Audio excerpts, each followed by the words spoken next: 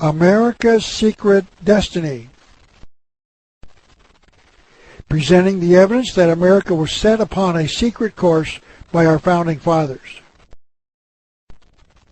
Delivered on July the 18th, 2007. Part 1 of 4.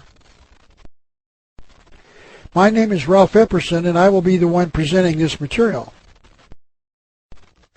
Let me explain first that this is a PowerPoint presentation computer program, and it will not allow me to change slides while I am speaking. So this might sound a little disjointed, and there will be short gaps while I am changing slides. I want you to know that I am granting you permission to make copies of all parts of this DVD, and if you agree with me, may I suggest that you put it on the internet so that others may learn the truth about America's past. I would like to start with the remembrance of a fine young man I met named Willie Solis. I first met him in 1983 and was instantly impressed with his opposition to the evils of communism. He was a Costa Rican who was photographed as he burned a flag in his town square, but the flag he burned was not the American flag, but the Russian flag. This was right after the world was taught that the Russians had shot down the Korean Airlines flight number 007 carrying 268 civilians and American Congressman Larry McDonald. So Willie decided to show his contempt for Russia's action by publicly burning their flag. That act certainly did not endear him to the communists in Costa Rica. I dedicated my second book to Willie with these words. I dedicate this book to Willie Solis, a freedom fighter from Costa Rica, who loved freedom so much he was willing to pay the ultimate price for it. And he did. He was murdered by the communists. Willie Solis, 1962 to 1984, we miss you. By the way, for your information, that plane was not shot down by a Russian missile. The plane landed and the passengers and the congressman were taken captive and placed in concentration camps. Our government lied to us. And I have provided more details about that episode in my DVD entitled No Nukes But U.S. Nukes. I'm going to speak about America's Secret Destiny, something I first discovered in 1985 when I started studying the symbols on the back of our dollar bill. I would dare say that this speech will not be very pleasant to hear, because what I have found is very disturbing, because I have discovered the evidence that our founding fathers were not great and noble men as we have been taught. And when I first found this, I questioned my research, because I had a great deal of difficulty in accepting this premise. And I believe that you will question it as well once you hear the material.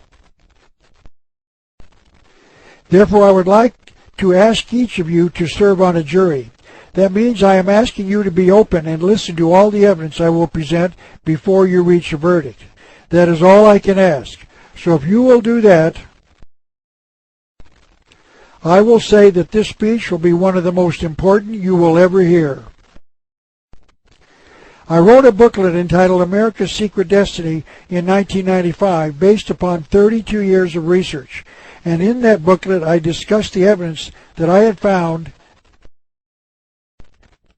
that our founding fathers dedicated this nation to a secret destiny in at least 1782 in a thing that they called the New World Order. That was the theme of a comment made by Henry Kissinger, America's Secretary of State, during the presidency of Richard Nixon. He was quoted as saying that America is uniquely endowed to play a creative and decisive role in the new order which is taking form around us. So Mr. Kissinger was saying that America would lead the world into this thing called the New World Order. and he said this in 1975.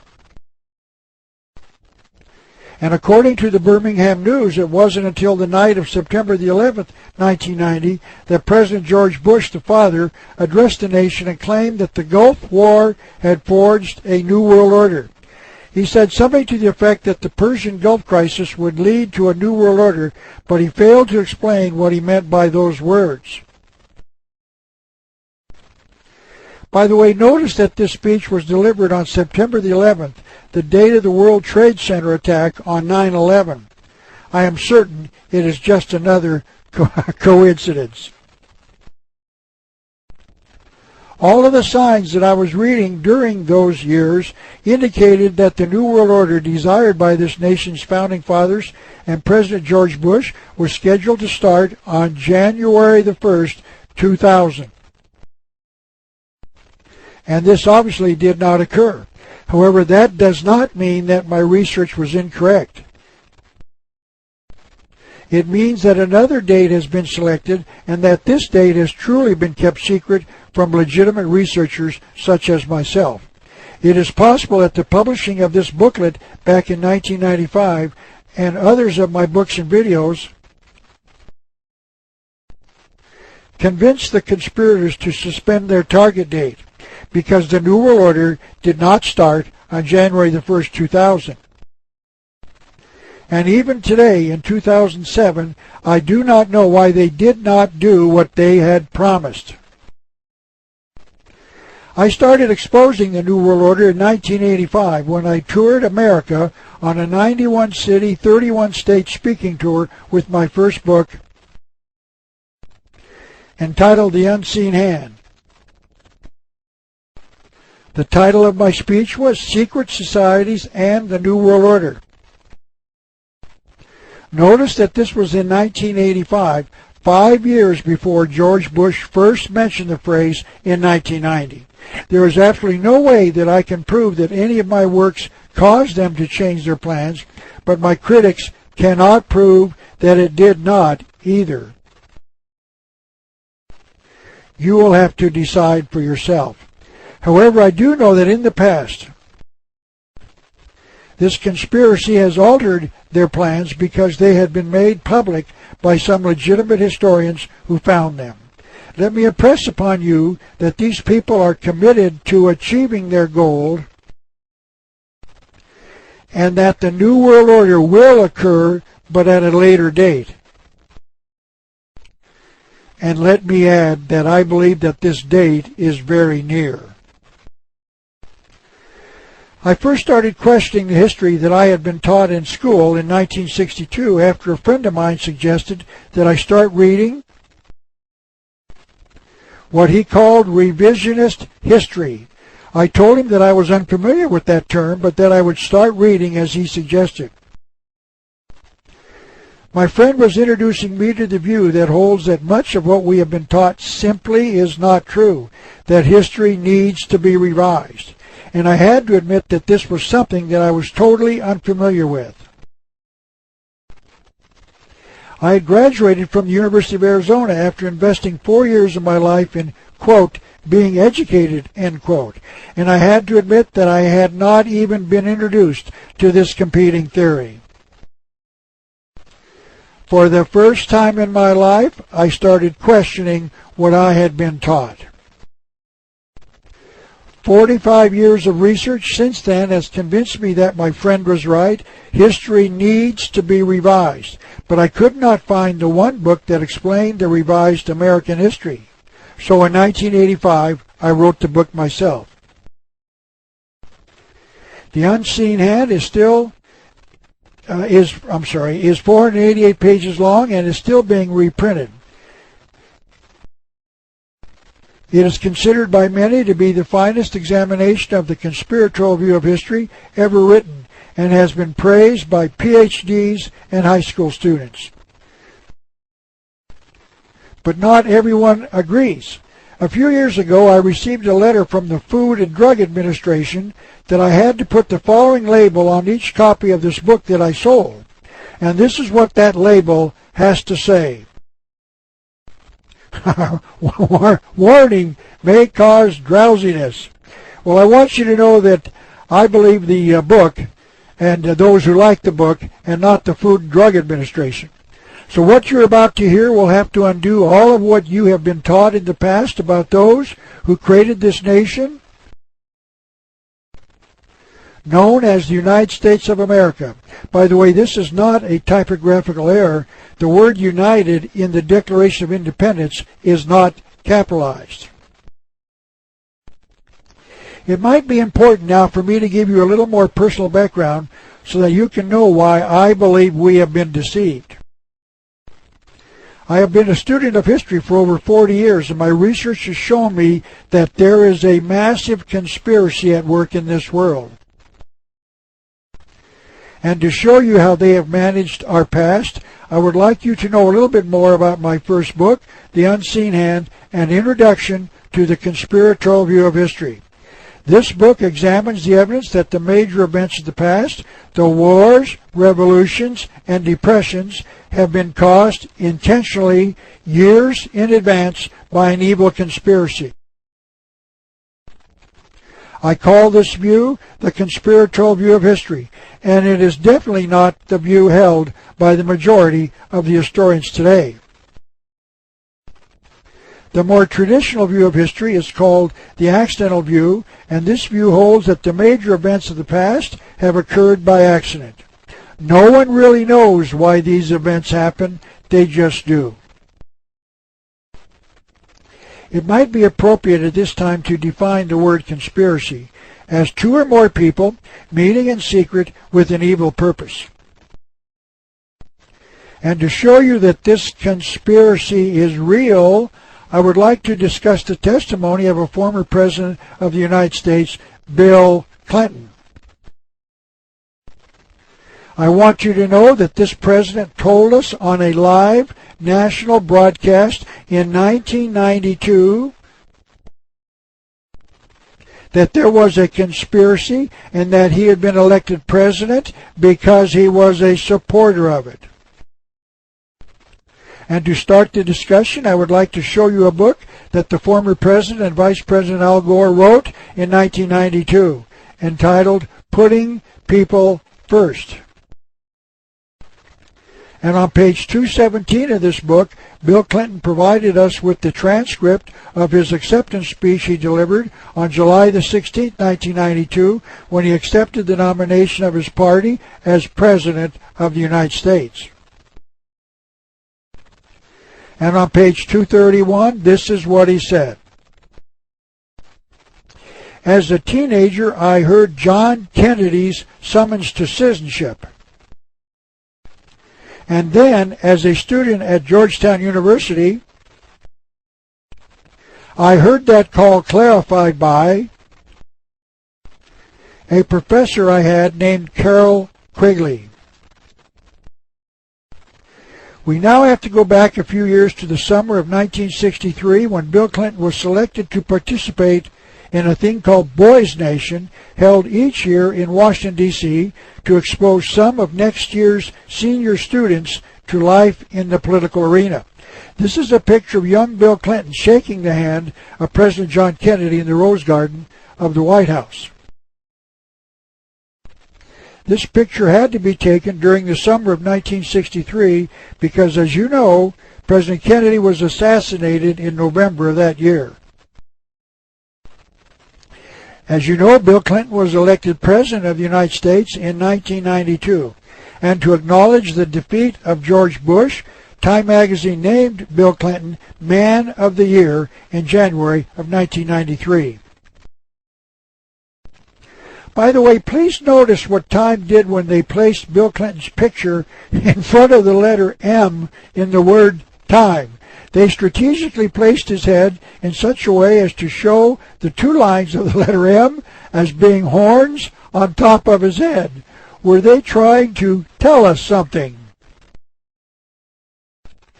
But in truth, Time magazine should have named these two men as Men of the Year, President John Kennedy and Professor Carol Quigley, the two men who made Bill Clinton President of the United States.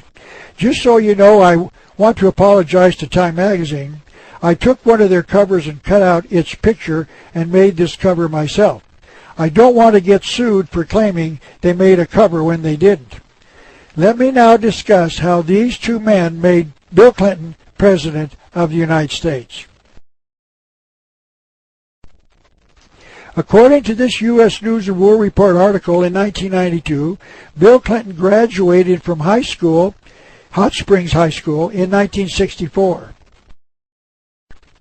He then went to Georgetown University later that year, and if he completed his studies in 4 years, as he did, he would have graduated in 1968. Let me show you what Dr. Quigley taught young Bill Clinton while he was at Georgetown. Dr. Quigley wrote this book entitled Tragedy and Hope in 1966 when Bill Clinton was a student at Georgetown. This is a poor quality photocopy of the Georgetown Alumnus magazine for the winter of 1993, meaning 25 years after Bill Clinton graduated. It says that the book entitled Tragedy and Hope was required reading for Dr. Quigley's courses. That meant that Bill Clinton read this book while he was at Georgetown, and we can now read what Bill read. The inside dust cover says that Dr. Quigley was the professor of history at the Foreign Service School at Georgetown University, and that he formerly taught at Princeton and at Harvard. Dr. Quigley received his Ph.D. from Harvard as well. So Dr. Quigley is what you would call a liberal establishment professor. Now let's see what Dr. Quigley taught young Bill Clinton in his book entitled Tragedy and Hope. This is taken from page 950 of that book. There does exist and has existed for a generation, meaning back to around 1920,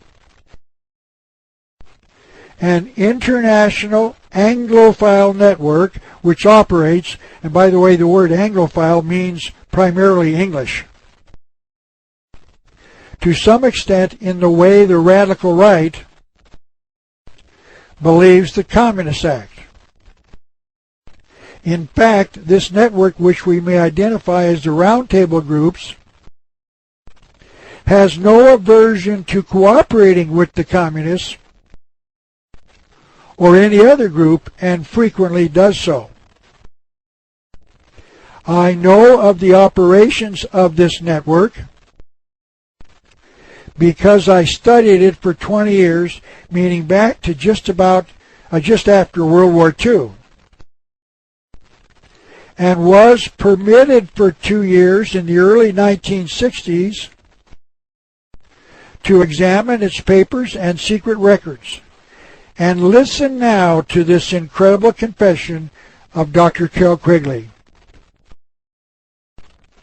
I have no aversion to it, or most of its instruments.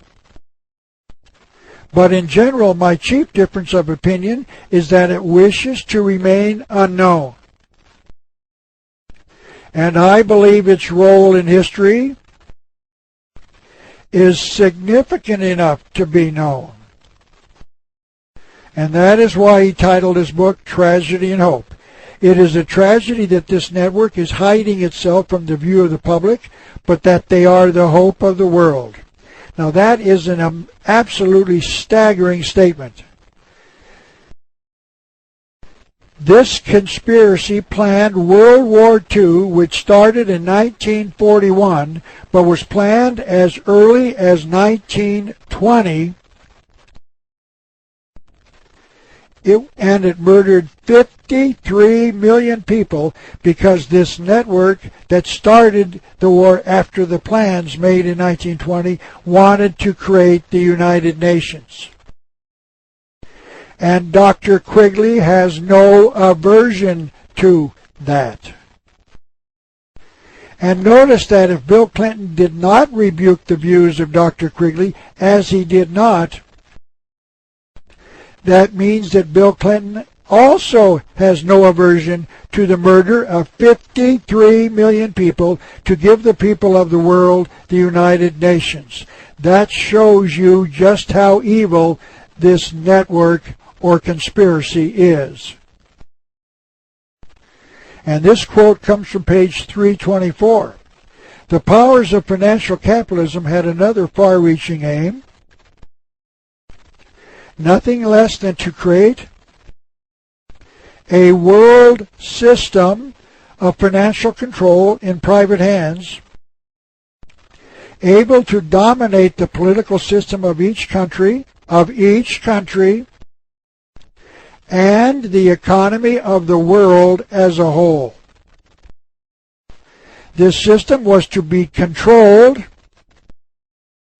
by the central banks of the world. And just so you know, the privately owned Federal Reserve is America's central bank. These banks act in concert by secret agreements arrived at in frequent meetings and conferences. And here on page 954, Dr. Quigley admits that this conspiracy actually controls communism. It was this group of people who provided much of the framework and influence which the communist sympathizers and fellow travelers took over in the United States in the 1930s. It must be recognized that the power that these energetic left-wingers exercised. Notice that Dr. Quigley is calling these communist sympathizers and fellow travelers left-wingers. Was never their own power or communist power, but was ultimately the power of the international financial coterie. And the word coterie, of course, means group. It now becomes appropriate to introduce you to Cecil Rhodes, one of the many people that Dr. Quigley identified as being one of these conspirators. Dr. Quigley said that Mr. Rhodes feverishly exploited the diamond and gold fields of South Africa and rose to be Prime Minister of Cape Colony from 1890 to 1896. In fact, the African nation of Rhodesia was named after Cecil Rhodes. That nation is now part of Zimbabwe. In the middle 1890s, Rhodes had a personal income which was spent so freely for his mysterious purposes. These purposes centered on his desire to bring all the habitable portions of the world under their control. For this purpose, Rhodes left part of his great fortune to found the Rhodes Scholarships at Oxford University. So where did Bill Clinton go after graduation from Georgetown in 1968? This is page 36 of the U.S. News and World Report article, once again, and it shows that from 1968 to 1970, Bill Clinton was at Oxford studying as a Rhodes Scholar. Dr. Quigley then explained on page 582 what the Rhodes Scholarships organization did in America. They set up a Council on Foreign Relations in New York called the CFR. And then on page 950, Quigley taught Clinton this. The American branch of this organization, meaning the CFR, has played a very significant role in the history of the United States. So in 1988, several years after he returned to America, Bill Clinton joined the Council on Foreign Relations. And then in 1992, the Council on Foreign Relations delivered the election to President Bill Clinton. And the last quote I would like to bring to your attention is this one, found on page 73 of Tragedy and Hope. Dr. Quigley wrote, "The business interests expected to control both political parties equally, the Democrats and the Republicans. Indeed, some of them intended to contribute to both and allow an alternation of the two parties in public office. That means that the Democrats will be in office for 8 years, and then the Republicans will be in office for 8 years, pretty much the same as it has been doing since the 1920s. The Republicans held the presidency under Ronald Reagan for 8 years, from 1981 to 1989. The Democrats held the presidency under Bill Clinton for 8 years, from 1993 to 2001. And then George Bush, W. Bush, was elected to 2 terms, which means he will leave office in 2009. And then, due to the alternating party practice, the network will elect a Democrat for 8 years, which means that this woman will be our next president for 8 years as a Democrat. All because there is an international network that controls both parties equally. Now let me continue with Quigley's answer to the question, why do they want to alternate the two parties in power?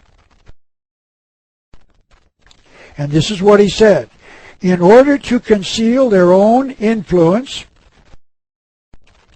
inhibit any exhibition of independence by politicians, and allow the electorate, that means you and I, to believe they, us, were exercising their own free choice. I hope you can see just how important what Dr. Quigley just wrote is.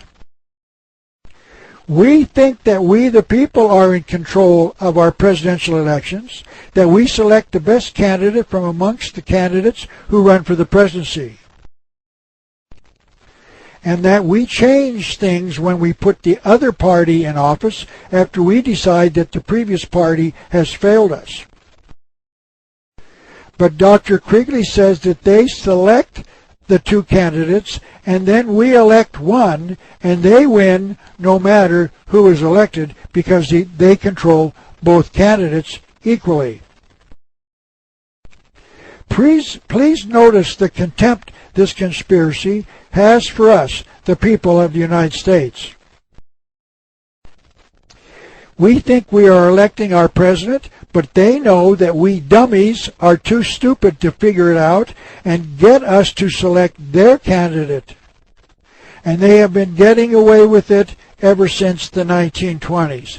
And to show you that the statement that both parties are controlled by the same people is true, let me show you the evidence that President George Bush, the father of our current president, intentionally threw the election in 1992 to Bill Clinton. There is a universal rule in politics whether you are running for the presidency of the United States or for dog catcher of Tucson. And by the way, I ran for dog catcher in Tucson in 1996. This was one of my lawn signs.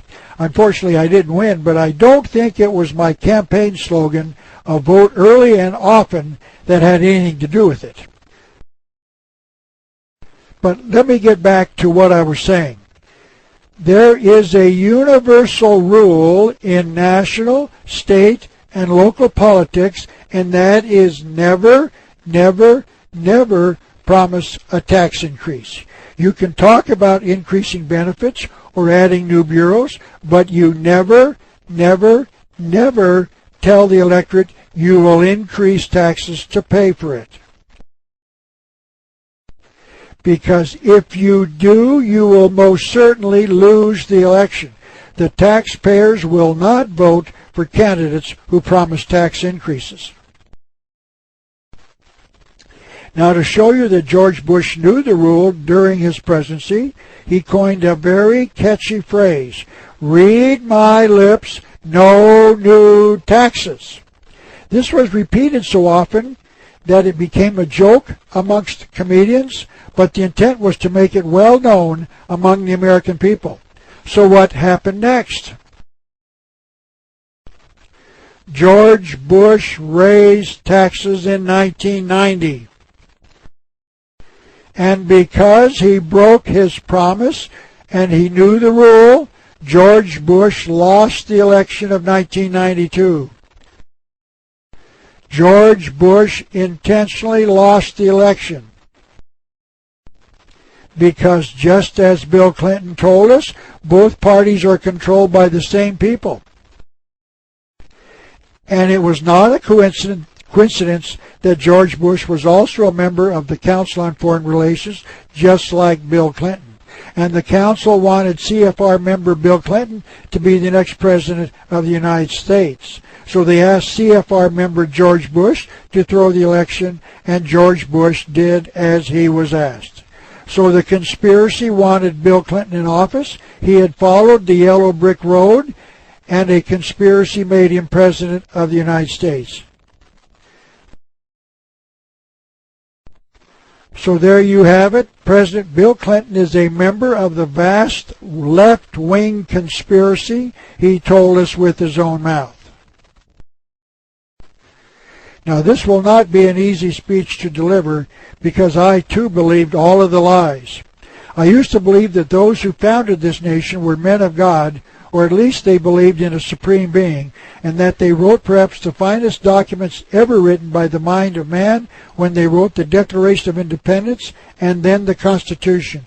But we have been lied to. Because I have found the evidence that our founding fathers were part of an ancient conspiracy. And because they were, they set this nation on a course that few in America know anything about. Perhaps the greatest evidence that I am right comes from the pen of Benjamin Franklin, one of this nation's most influential founders. This is a drawing of Mr. Franklin dressed in regalia, indicating that he was a member of the Masonic Lodge, commonly called the Masons. He signed both the Declaration of Independence in 1776 and the Constitution of the United States of America in 1787. Yet, as I hope to prove, he was a major conspirator.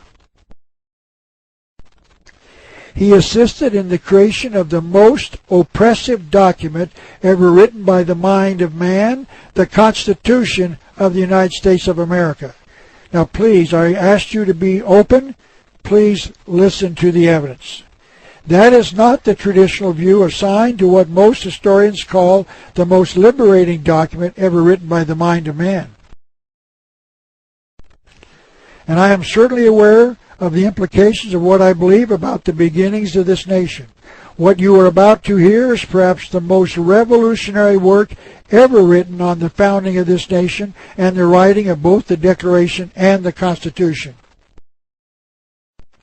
Because the founding fathers were conspirators, because the founding fathers were liars,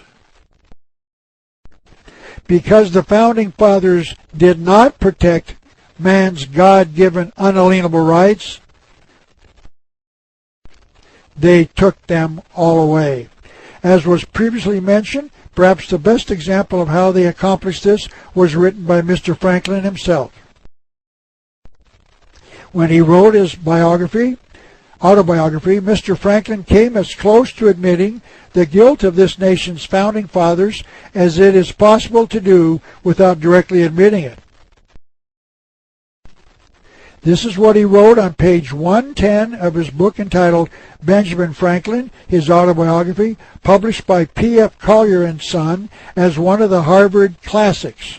Franklin tells us how he and some of his fellow legislators in government tricked their fellow office holders. He and some of his fellow legislators wanted to purchase some gunpowder, but they knew the Quaker legislators in Pennsylvania would not approve the purchase of such an article of war. So Franklin and his fellow legislators wrote up a bill that they could vote on for 3,000 pounds for the purchasing of bread, flour, wheat, and other grain. Notice, other grain. After the legislation was approved, they bought gunpowder with the 3,000 pounds, and some of their fellow legislators objected, claiming that they did not authorize that. But Mr. Franklin told them that. Gunpowder was indeed other grain. They had just invented a way to conceal their trickery by hoping that the legislator would think that the phrase other grain was for other ingredients of bread, and he provided his readers with another example of their trickery and deceit. They wanted to purchase, quote, a great gun, end quote, presumably a huge cannon. They wrote up legislation to buy a, quote, fire engine, end quote, and the legislators voted for the fire engine. And Mr. Franklin bought his great gun. As he pointed out, surely a great gun is a fire engine. Our founding fathers did not lie to us. They simply used words to deceive. And I will show you how they deceived us in the writing of the Constitution later in this presentation. I wrote my second book entitled The New World Order in 1990 as an attempt to identify the true motive of the conspiracy that I had uncovered in the writing of my first book. And to start the explanation of what their motive is, I must start by stating, there is something coming.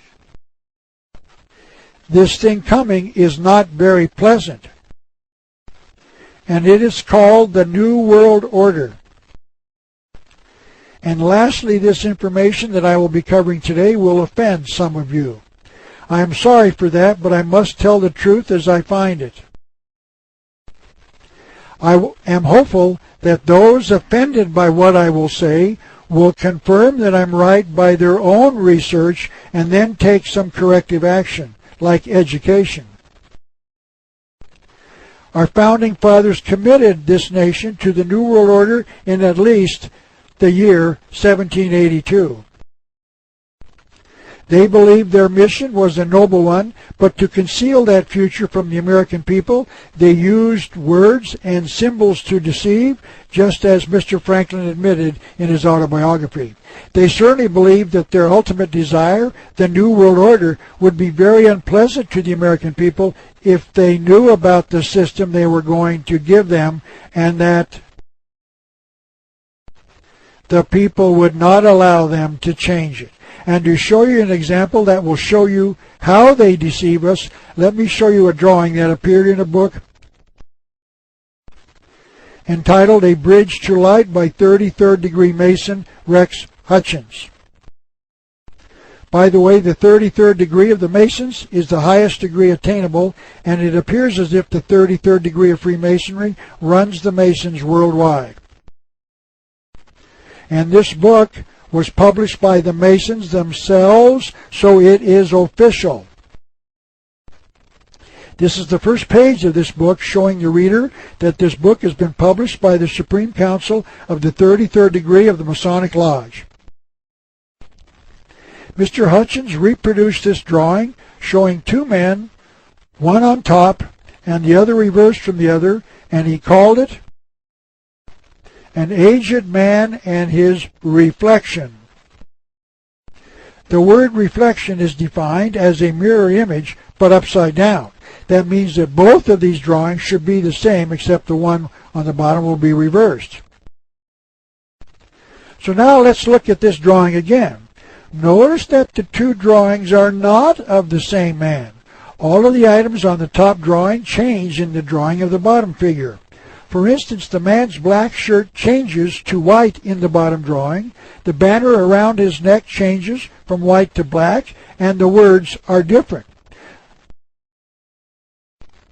So Mr. Hutchins is wrong when he says that it is a drawing of an aged man and his reflection, because many of the things in the top drawing change in the bottom drawing. If the drawing were that of a man and his reflection, the bottom figure would be a mirror image of the drawing on the top. This is the drawing of the man on the top. Notice that the aged man has been drawn wearing what appears to be a crown with a cross on top. I believe the crown represents government and the cross represents Christianity. So this drawing represents the merger of government and religion, meaning government based upon the morality taught by Christianity, meaning the cross. Now let's look at the, quote, man's reflection, end quote. That doesn't look like a man to me. It looks more like a demon. Notice that the demon is still wearing a crown, but the cross has been removed. That means that the man represents a government without the moral teachings of Christianity. That means that the Masons are advocating a new world order, because the new world order is a new civilization for the people of the world without the teachings of God. So this drawing is intended to show you the future, a government run by a demon without the teachings of Christianity. Now let me show you the involvement of the Masons in the creation of the United States. This is Henry C. Clausen, the past Sovereign Grand Commander of the Masons, meaning he was a president of their fraternity. He was the author of this book entitled Masons Who Have Shaped Our Nation, published in 1976 by the Supreme Council of the 33rd Degree in Washington, D.C. Also an official book, of course. He wrote that 23 of the 39 signers of the Constitution were members of the Masonic Lodge, and, of course, 23 of the 39 signers of the Constitution would be a clear majority. I have seen various estimates about the number of the signers of the Declaration of Independence who were Masons, one of which held that as many as 52 of the 56 signers were members. But even the Masons do not know directly just how many of these men were Masons, members of their fraternity. The reason that no one knows for certain is that many Masonic records were destroyed in the Revolutionary War of 1776. So 23 of the 39 signers were members of the Masons, that's official, which means that they were clearly the majority of the body that wrote the Constitution. So whatever they wanted, they had the authority to obtain. This is Manly P. Hall, another 33rd degree Mason, who was perhaps the greatest Masonic writer of all time.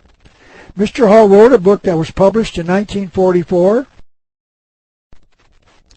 entitled The Secret Destiny of America, in which he discussed this nation's future. He wrote this: there exists in the world today, and has existed for thousands of years, a body of enlightened humans united in what might be termed an order of the quest. It is composed of those whose intellectual and spiritual perceptions have revealed to them that civilization, not just the civilization of the United States, but worldwide civilization, has a secret destiny. Secret, I say, because this high purpose is not realized by the many. He also discussed the order of the quest in another of his books entitled The Secret Teachings of All Ages. Not only were many of the founders of the United States Masons, but they received aid from a secret body in Europe. Mr. Hall does not say who this secret body in Europe was, but it appears to have been the Illuminati, formed in Bavaria, now part of Germany, in 1776, about the same time that the founders of this nation were creating the United States. He continued, which helped them to establish this country for a particular purpose, known only to the initiated few. So America had a particular purpose, a secret destiny, known only to the Illuminati, the Masons, and the Order of the Quest. Mr. Hall further told us who at least one of the group known as the Order of the Quest was. He wrote this on page 134 of The Secret Destiny of America. Benjamin Franklin spoke for the Order of the Quest, and most of the men who worked with him were also members. So the Order of the Quest, the Illuminati, and the Masons created this nation with a secret destiny not to be known to the average American. And then Mr. Hall tells his readers where the evidence of this conspiracy can be found. These are the two sides of the Great Seal of the United States, and both have been reprinted on the back of every American dollar bill. Most governmental seals have only one side, so if the American seal has two, one side has no direct purpose. So it must have a hidden purpose, and Mr. Hall tells us that it does on page 181 of his book entitled The Secret Destiny of America, and in additional writings of his. There is only one possible origin for these symbols, and that is the secret societies which came to this country 150 years before the American Revolution. The Revolutionary War started in 1776, so 150 years prior to that year would be 1626, about the time the Pilgrims and the Puritans came to America. So Mr. Hall is saying that at about the same time the first settlers were coming to America, another group came who intended to set this nation up with a secret purpose in mind. Mr. Hall continued, the Great Seal was directly inspired by the Order of the Quest, and it set forth the purpose for this nation. And he added these comments in another part of his book. If the design on the eagle side is stamped with the signature of the Order of the Quest, the design on the pyramid side is even more definitely related to the old mysteries. Now this is the reverse side of the Great Seal again. Notice that the eye is above the pyramid and not resting on it. In other words, the work of creating the New World Order is not done as of yet. The Great Seal was created in 1782 and will not be completed until the eye finally seats itself upon the top of the pyramid. And all 45 of my years of research indicated that that date of that event was known to our founding fathers as January the 1st, 2000. And as I said at the beginning, I cannot explain why it did not happen as these conspirators have planned it for 6,000 years. I believe that means that those who designed the Great Seal in 1782 knew exactly what they were doing. They were placing this nation on a track to some secret destiny, and they knew they had over 200 years to create the changes needed to bring it about. They knew that the American people would never approve of their secret destiny, and that was why they kept it secret and concealed in symbols in the Great Seal of the United States. These men had an evil purpose. They made their plans in secret, and there were two or more involved. Those are the requirements of the very definition of a conspiracy, which is defined by Webster's as a combination, meaning two or more people meeting in secret with an evil or unlawful purpose. And that is the word that describes the actions of the Founding Fathers. But the question to be answered is why the American people do not understand what all of the symbols on the back of the dollar bill mean. Probably less than 1 out of 100 citizens of America could explain the meaning of the pyramid, the eye, the eagle, or the Latin phrases. So all of these symbols are concealed because those who founded this nation were concealing a truth from the American people. And that truth is so evil that if the American people knew what it was, the conspirators would not be allowed to bring it into fruition. Now let's examine the symbols in the Great Seal of the United States. Let's start with the words shown in the red rectangles as annuit, announcing, septus, the conception of, or the birth of.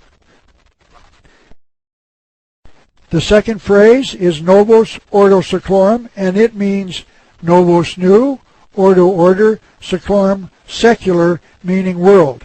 So the phrase means the new world order. So the Latin phrases on this side of the Great Seal are translated to mean announcing the birth of the new world order. And this was incorporated into the Great Seal in 1782. The pyramid is another symbol, and it too has a hidden meaning. The student must question why the Founding Fathers even put a pyramid in the Great Seal at all, because there are no stone pyramids in the United States. And notice that the American pyramid on the dollar bill in the Great Seal is smooth on all sides. This is a photograph of a pyramid in Latin America, and you will notice that it is stepped, meaning the line on each side is broken by steps constructed out of bricks or stone. But notice one more thing. Twice each year, the sun rises in such a way as to shine only on the wall on one side of the stairway, revealing a snake of 6 segments, with the 7th being its head coming down to the earth from the top of the pyramid. And notice that the head of the snake has an open mouth, a symbol meaning the snake is apparently speaking to the people, revealing a previously unknown truth to them. This is a book entitled Mysteries of the Mexican Pyramids, written by Peter Tompkins. And this is a close-up of the snake's head on the ground in front of another of the stone pyramids. Notice again that its mouth is open. It would seem that the pyramid builders in Mexico believed that their god, the serpent, lived in the house on top of the pyramid and came to visit Earth twice a year to speak to them. These are the 3 most photographed pyramids in Egypt, and even though they appear to be stepped, they were constructed with smooth sides, and many of these smooth stones were removed during the early years for construction of the city of Cairo. You can still see some of the facing stones on top of the pyramid in the middle. So there must be, and is, another reason for the Founding Fathers to place a drawing of a pyramid in the Great Seal. Manly P. Hall discussed the pyramid in the Great Seal as being a model of the Great Pyramid of Giza near Cairo, Egypt. He wrote this on page 178 of his book, entitled The Secret Destiny of America.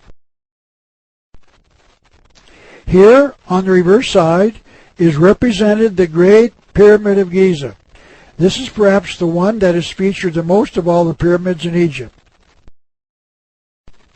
It is the one with the secret passageways inside that lead to what Egyptologists call the King's Chamber, the Queen's Chamber, and a room underneath the ground level called the Subterranean Chamber or Room. It is commonly believed that the pyramid was built as a tomb for the pharaoh Khufu and his wife, but Mr. Hall believes that this belief is not correct. He wrote in The Secret Teachings of All Ages, published in 1977. The theory advanced by Herodotus, who has been called the father of history and was born in approximately 485 BC and died in approximately 425 BC, and now generally accepted that the pyramid was the tomb of the pharaoh Khufu, cannot be substantiated. He then wrote about why he believed the pyramid was constructed. The pyramid and the all-seeing eye represent the universal house. Notice that he said that the pyramid was a house, meaning it is a place for a god to reside. Surmounted by the radiant emblem of the great architect of the universe, meaning the eye inside the triangle.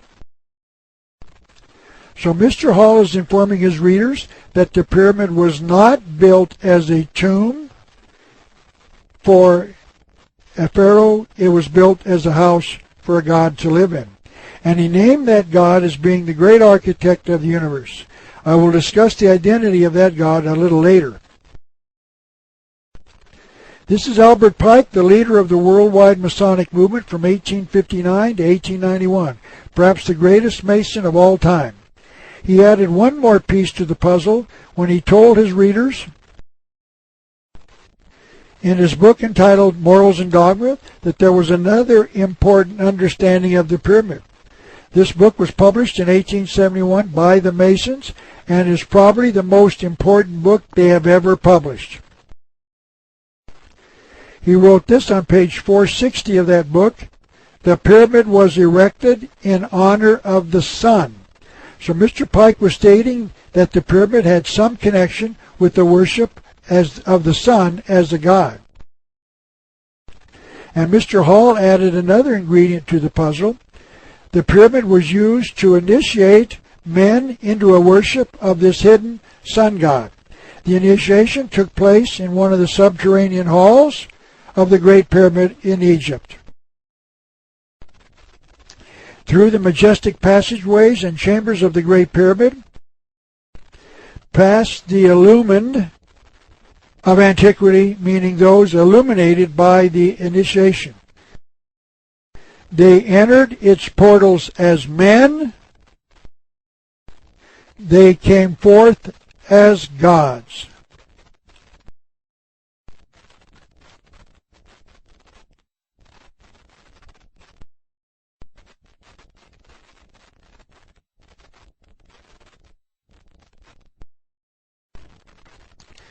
Part 2 of 4.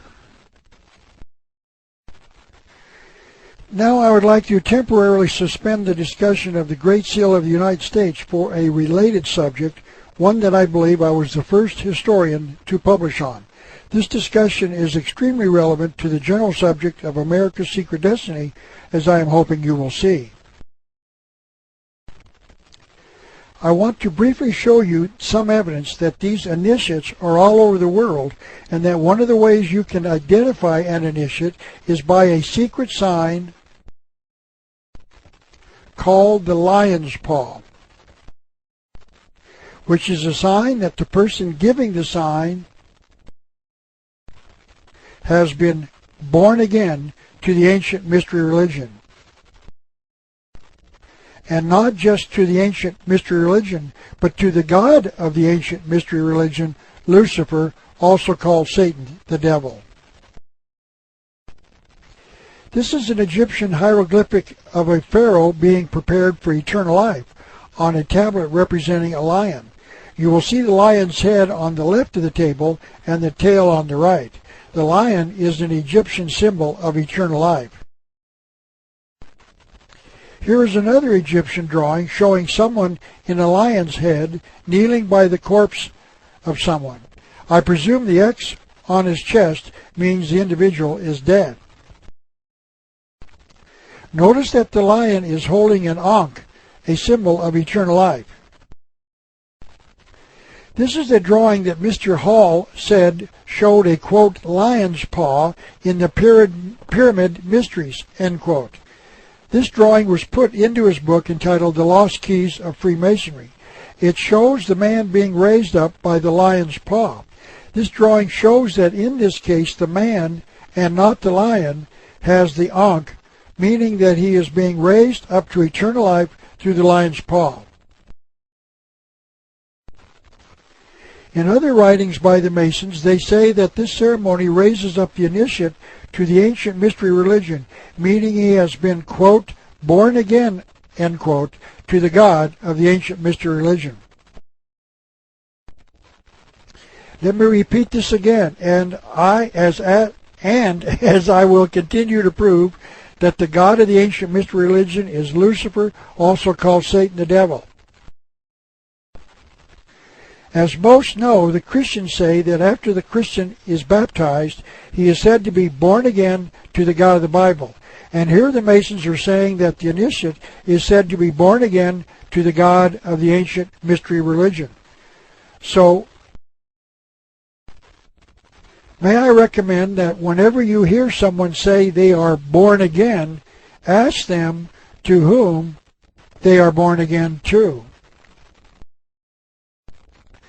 This is a statue of Khufu, the builder of the Great Pyramid. This is the earliest use of the symbol that I have found. Notice the position of Khufu's right hand. That sign is called the lion's paw. This is a statue of Khufu's high priest Cal. The article accompanying the photograph said that he served all three pharaohs who built pyramids on the Giza Plateau. This is a drawing of Napoleon.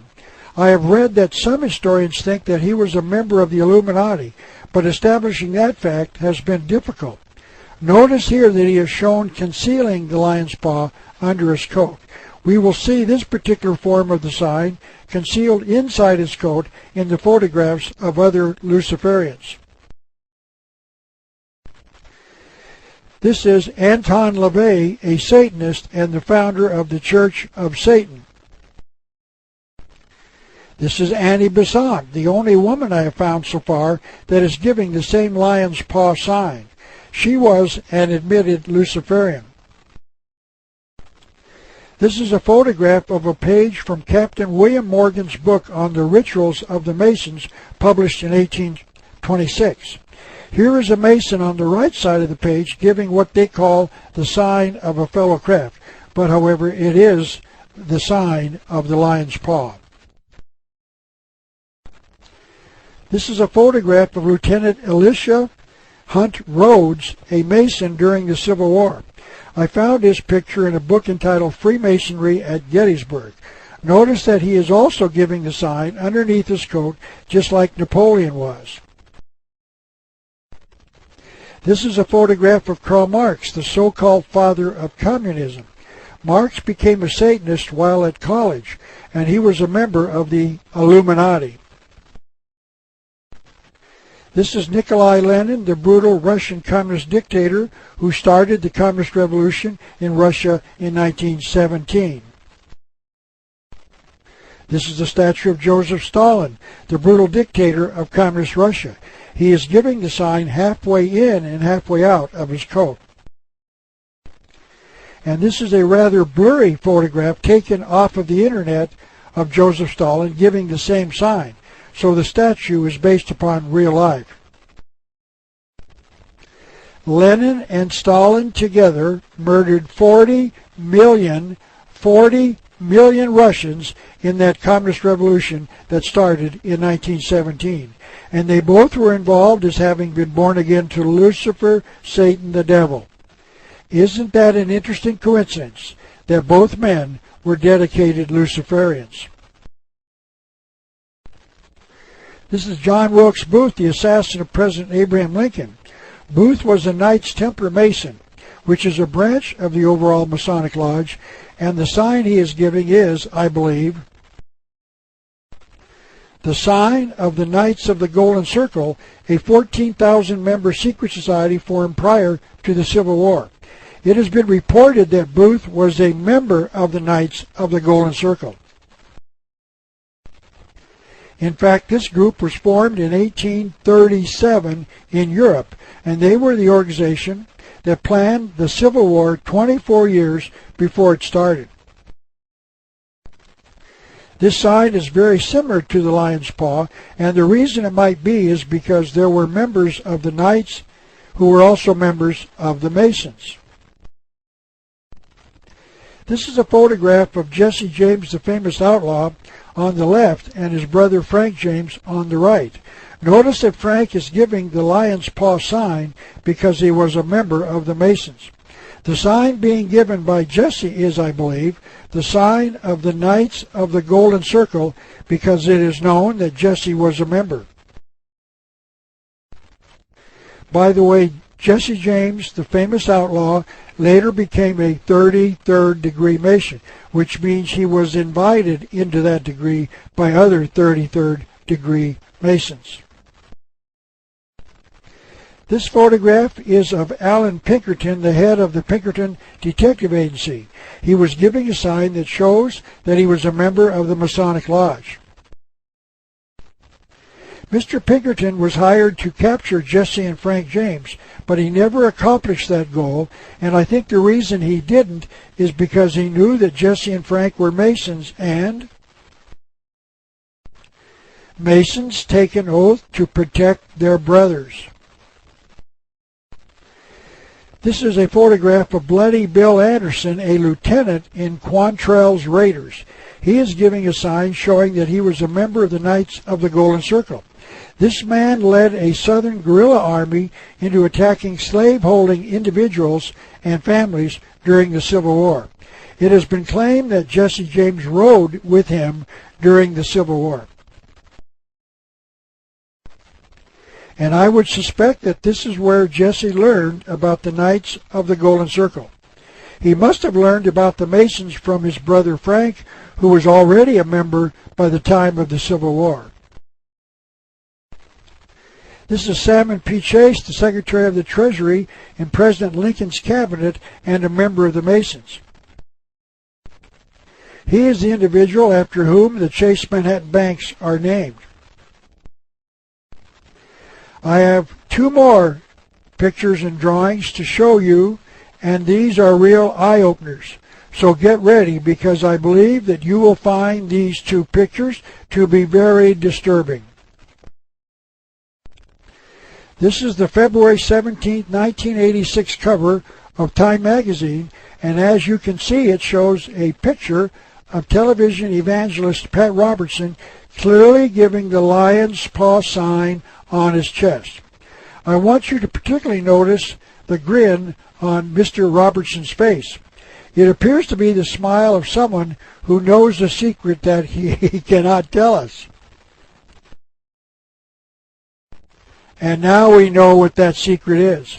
If Pat Robertson knew what this sign meant, he is a Luciferian, not a Christian. And the reason he is grinning could be that he knows what he is doing, and he knows that we do not know. And on the chance that you find that a little harsh, ask yourself why he was photographed giving this particular sign, if he didn't know what it meant. Let's presume for a moment that he was asked by the photographer to assume this particular pose, and he didn't know. How many photographs in the world do you think show someone giving this particular pose? I have been looking for pictures of this sign for probably 20 years, and I have found but maybe 25 of them. One would presume that Mr. Robertson would have asked the photographer why he wanted him to stand this way. It may also be presumed that most people being asked to pose this way would not do it, simply because they did not understand what it represented. It certainly isn't a normal way to stand, whether for a photograph or not. So what was the reason that Pat agreed to stand this way? I do not know, except I suspect that it was his way of telling those in the world who saw the photograph and knew what the sign meant, that he was one of them, a Luciferian. It might be remembered that Pat was running for President of the United States in 1986, and this was his way of informing others that he was under their control because he was one of them. That is the only thing that makes sense. A fellow Christian minister, Dr. David Weber, who ran the Southwest Radio Church, was a fellow member of a group of Christians who broadcast radio and television programs on American airwaves. He reported on his radio program that he took this Time magazine cover of Pat giving this sign and asked him directly why he was photographed this way. According to Dr. Weber, Pat responded, quote, "I fell off my horse and injured my arm," end quote. If you believe that, I will sell you my shares of stock in the Brooklyn Bridge. And the final picture is not a photograph but a portrait of President George Washington.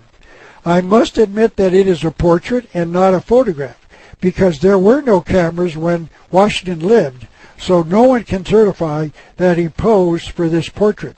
But that statement begs the question, because this is an official portrait of Washington released by the George Washington Masonic National Memorial Association. This is their building in Washington, D.C.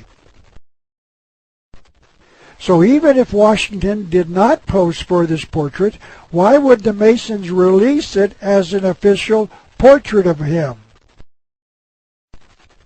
The only explanation that makes sense is that the Masons are using the portrait to inform those who are born again to Lucifer that George Washington was as well. Now I'd like to get back to our study of America's secret destiny. The Masons, the Order of the Quest, and the Illuminati were directly involved in a belief in an ancient mystery religion. Albert Pike, the Sovereign Grand Commander of the Masonic Lodge for 32 years, from 1859 to 1891, wrote on page 624 of his book entitled Morals and Dogma, "Masonry is identical with the ancient mysteries," and that statement is true. The ancient mystery religion is 6,000 years old and is found on every continent, in every culture, and in every religion. Now back to the issue. 23 of the 39 signers of the Constitution were members of the Masonic Lodge, and many, according to Manly P. Hall, were members of the Order of the Quest. Benjamin Franklin was a Mason and was involved in the Order of the Quest, and he admitted that they used words to deceive. The symbols of the Great Seal of the United States that they designed are concealing hidden truths from the American people. And these were the men who formed the government of the United States. Now let me show you a way that you can tell who designed the Great Seal of the United States. This is the front side of the seal showing the eagle. Notice that above the head of the eagle is a 6-pointed star made out of 13 5-pointed stars. This is the close-up of that symbol. By the way, this 6-pointed star is not only the Star of David, a symbol of the Jewish faith, but it is also much older than that. And it has a hidden meaning to the Masons and is one that I have not yet found in my research. But I know they do have a secret meaning because I've read the hint that it does. I have drawn in the 6 lines to make up the 6-pointed star, and you will notice that it is made up of 2 triangles, one pointed down and the other pointed up. Now we are going to transport these lines from the eagle side to the pyramid side of the Great Seal. And this is a slide showing you how it looks when you put the 6-pointed star down on the pyramid. Now notice that the triangle with the eye in it points to a blank space between the 2 words annuit and septus. But the other 5 points point to 5 letters. A at 10 o'clock, S at 2 o'clock, N at 8 o'clock, the second O in ordo at 6 o'clock, and M at 4 o'clock. Those letters are together A-S-N-O-M. There is a word in a dictionary that describes the scrambling of letters in a word to conceal the actual word, and that word is anagram.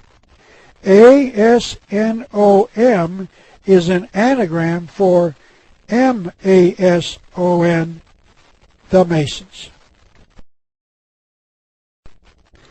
And it was the Masons who were the men who designed the Great Seal.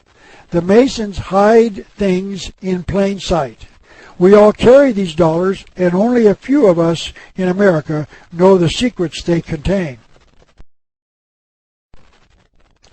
Now let me show you how the Masons legally grab more power in the Constitution than any dictator or tyrant in history.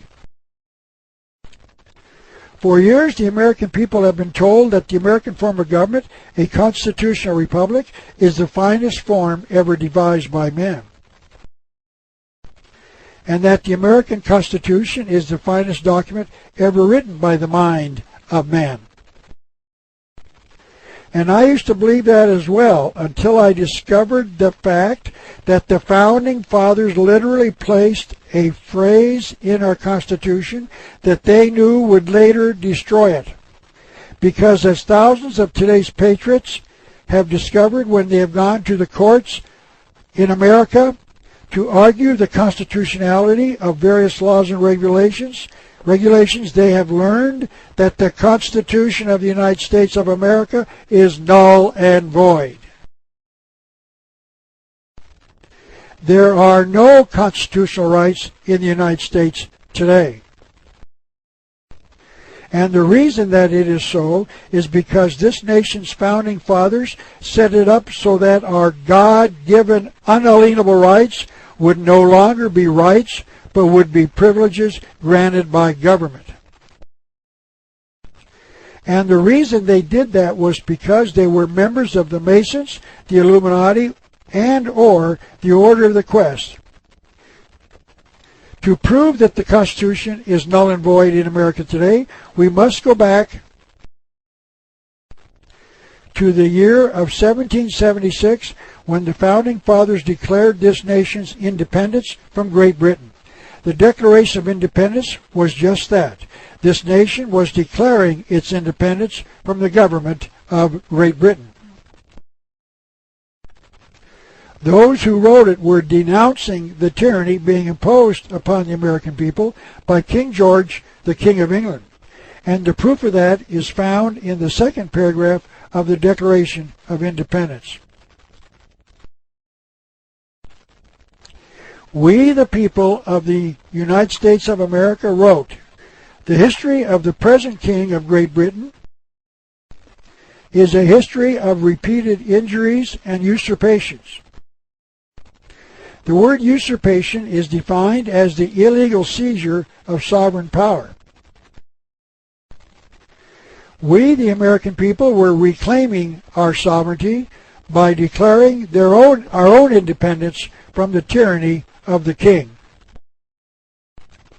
The word sovereignty is defined by a dictionary as being supreme in power. The word sovereign is defined as being unlimited by any other. The Declaration continues, all having in direct object the establishment of an absolute tyranny over these states. To understand what that means, it becomes important to define the word tyranny. Webster's 1828 dictionary, meaning the dictionary as close to the date of 1776 that is available, defines the word tyranny as unlimited power. So it is fair to conclude that the Founding Fathers felt that King George was creating a tyrannical government in America by stealing the sovereignty of the American people and replacing it with his own, King George's. And that was the reason they were breaking the bonds with the English government. So our Founding Fathers knew what the word tyranny meant, and to further prove that, the writers of the Constitution actually attempted to further define the word in the Declaration of Independence itself. They listed 30 specific evidences in the Declaration of the fact that King George was guilty of creating an oppressive totalitarian government, meaning a tyranny in the United States. The 22nd of these is the one that clearly addresses the issue. He, meaning King George, has given his assent to the suspending of our own legislatures and declaring themselves invested with power to legislate for us in all cases whatsoever. That is the key phrase shown in red. The power to legislate in all cases whatsoever. That is the very definition of tyranny. There are no limits to that grant of power. They were grabbing absolute, dictatorial, tyrannical power. There is no Magna Carta, no Bill of Rights, no Constitution to protect the rights of the people. That is called a grant of absolute power. The Constitution was issued in 1787, 11 years after the Declaration was approved in 1776. The following is from the preamble of the Constitution. We the people do ordain and establish this Constitution for the United States of America. It was here that the crime of our founding fathers was first started, because the founding fathers actually created two separate governments inside the Constitution, and they gave one of them absolute tyrannical power. So they had to build a front to conceal their crime. The best way that I can illustrate that might be showing you a theme park called Old Tucson, located outside of Tucson, Arizona. Here in 1939, in the desert outside of Tucson, the makers of the movie Arizona constructed a movie set out of adobe mud for the movie. It was later transformed into a theme park called Old Tucson. The owners have covered up many of the original mud adobe buildings with wood frame buildings that make the city look as if it had been built in the 1880s. As long as you walk down the main street of the park, the buildings look real. But many of these buildings are nothing more than a front with no sides, floor, or roof, but they give the appearance from the front of being a completed building. Take, for instance, this church building. This is, of course, the front view. And this is the back view. There is no building, but from the front it looks like a complete building. As long as we look at the Constitution without examining it, we see the magnificence of the document. But if we look behind the words, as we are going to do in a minute, we find that it is all a false front, just like some of the buildings in Old Tucson. The Founding Fathers built a set like Old Tucson around the Constitution. We see the false front and think that that is the Constitution. But those who walk around back and see the false front of the document know that we have bought some more fire engines and other grain. The Founding Fathers had to construct this elaborate facade so that anyone who read the Constitution would see the aged man and his reflection and not the demon God.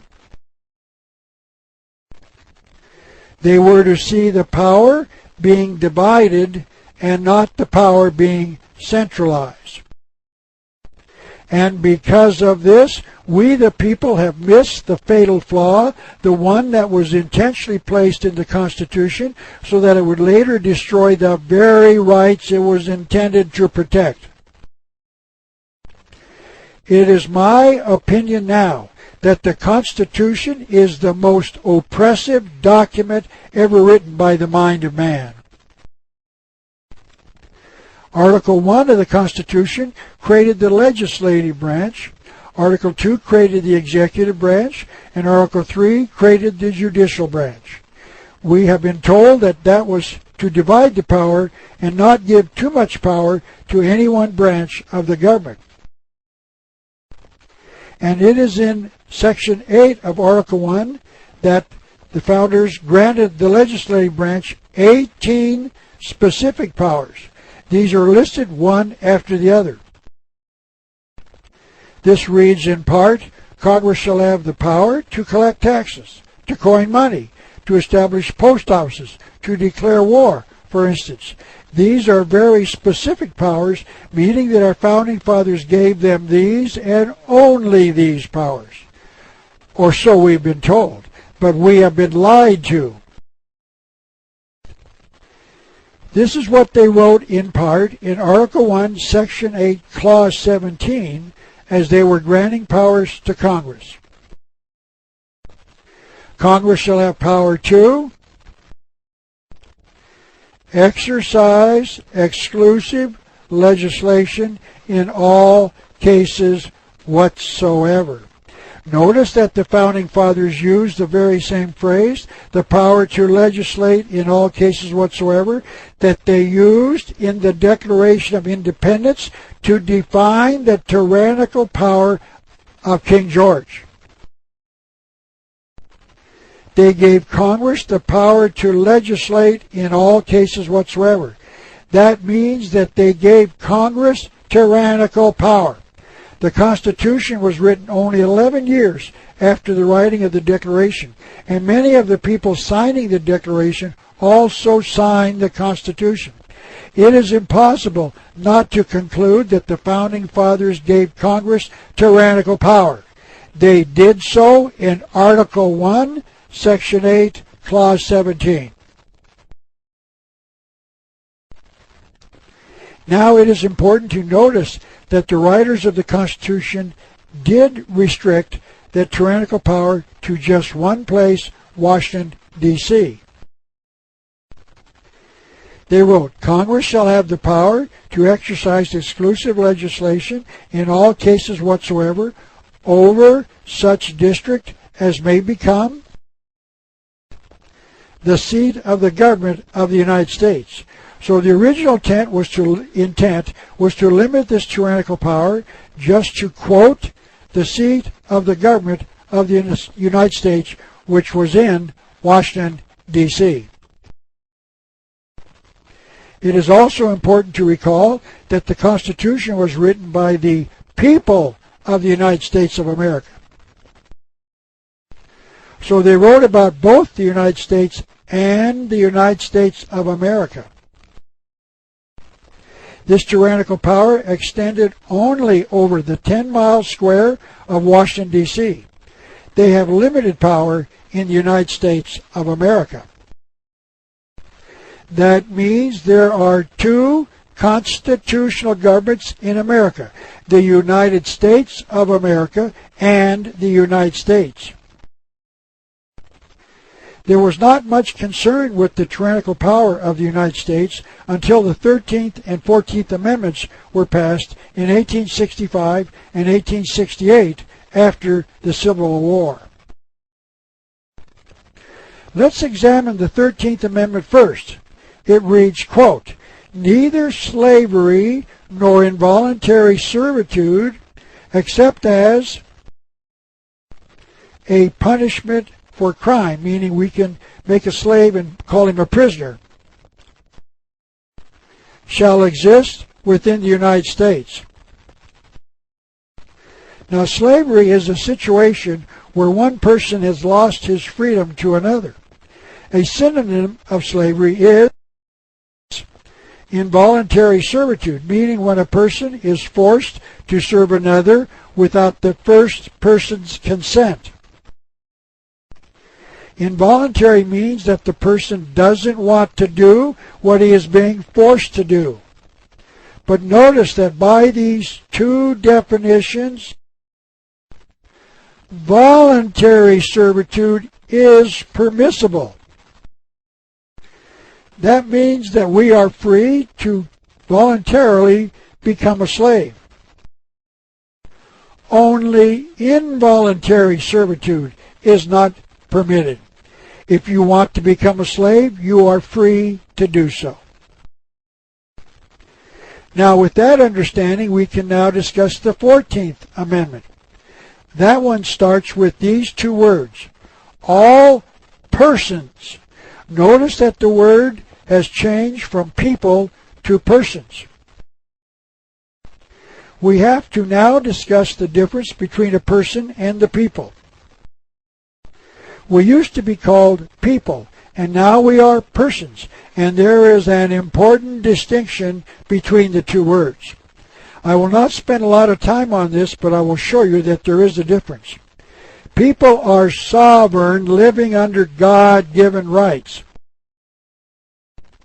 And persons are individuals living under government-granted privileges.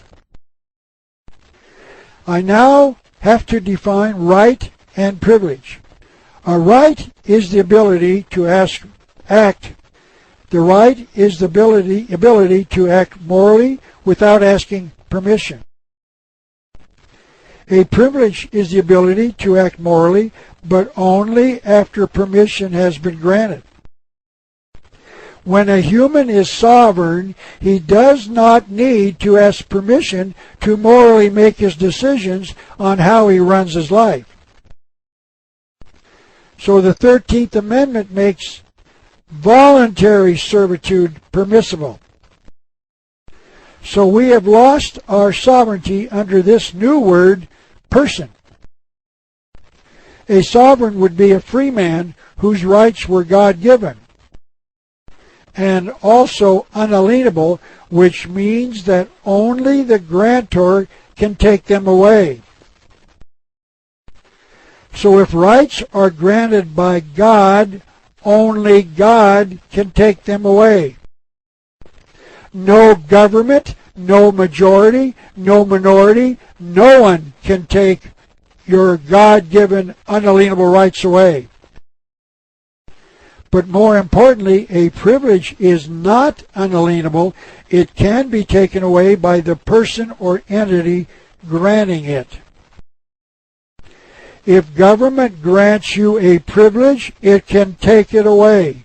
If God grants you a right, only God can take it away. And He doesn't do that. Now let's go back to the 14th Amendment. All persons born or naturalized in the United States are citizens of the United States.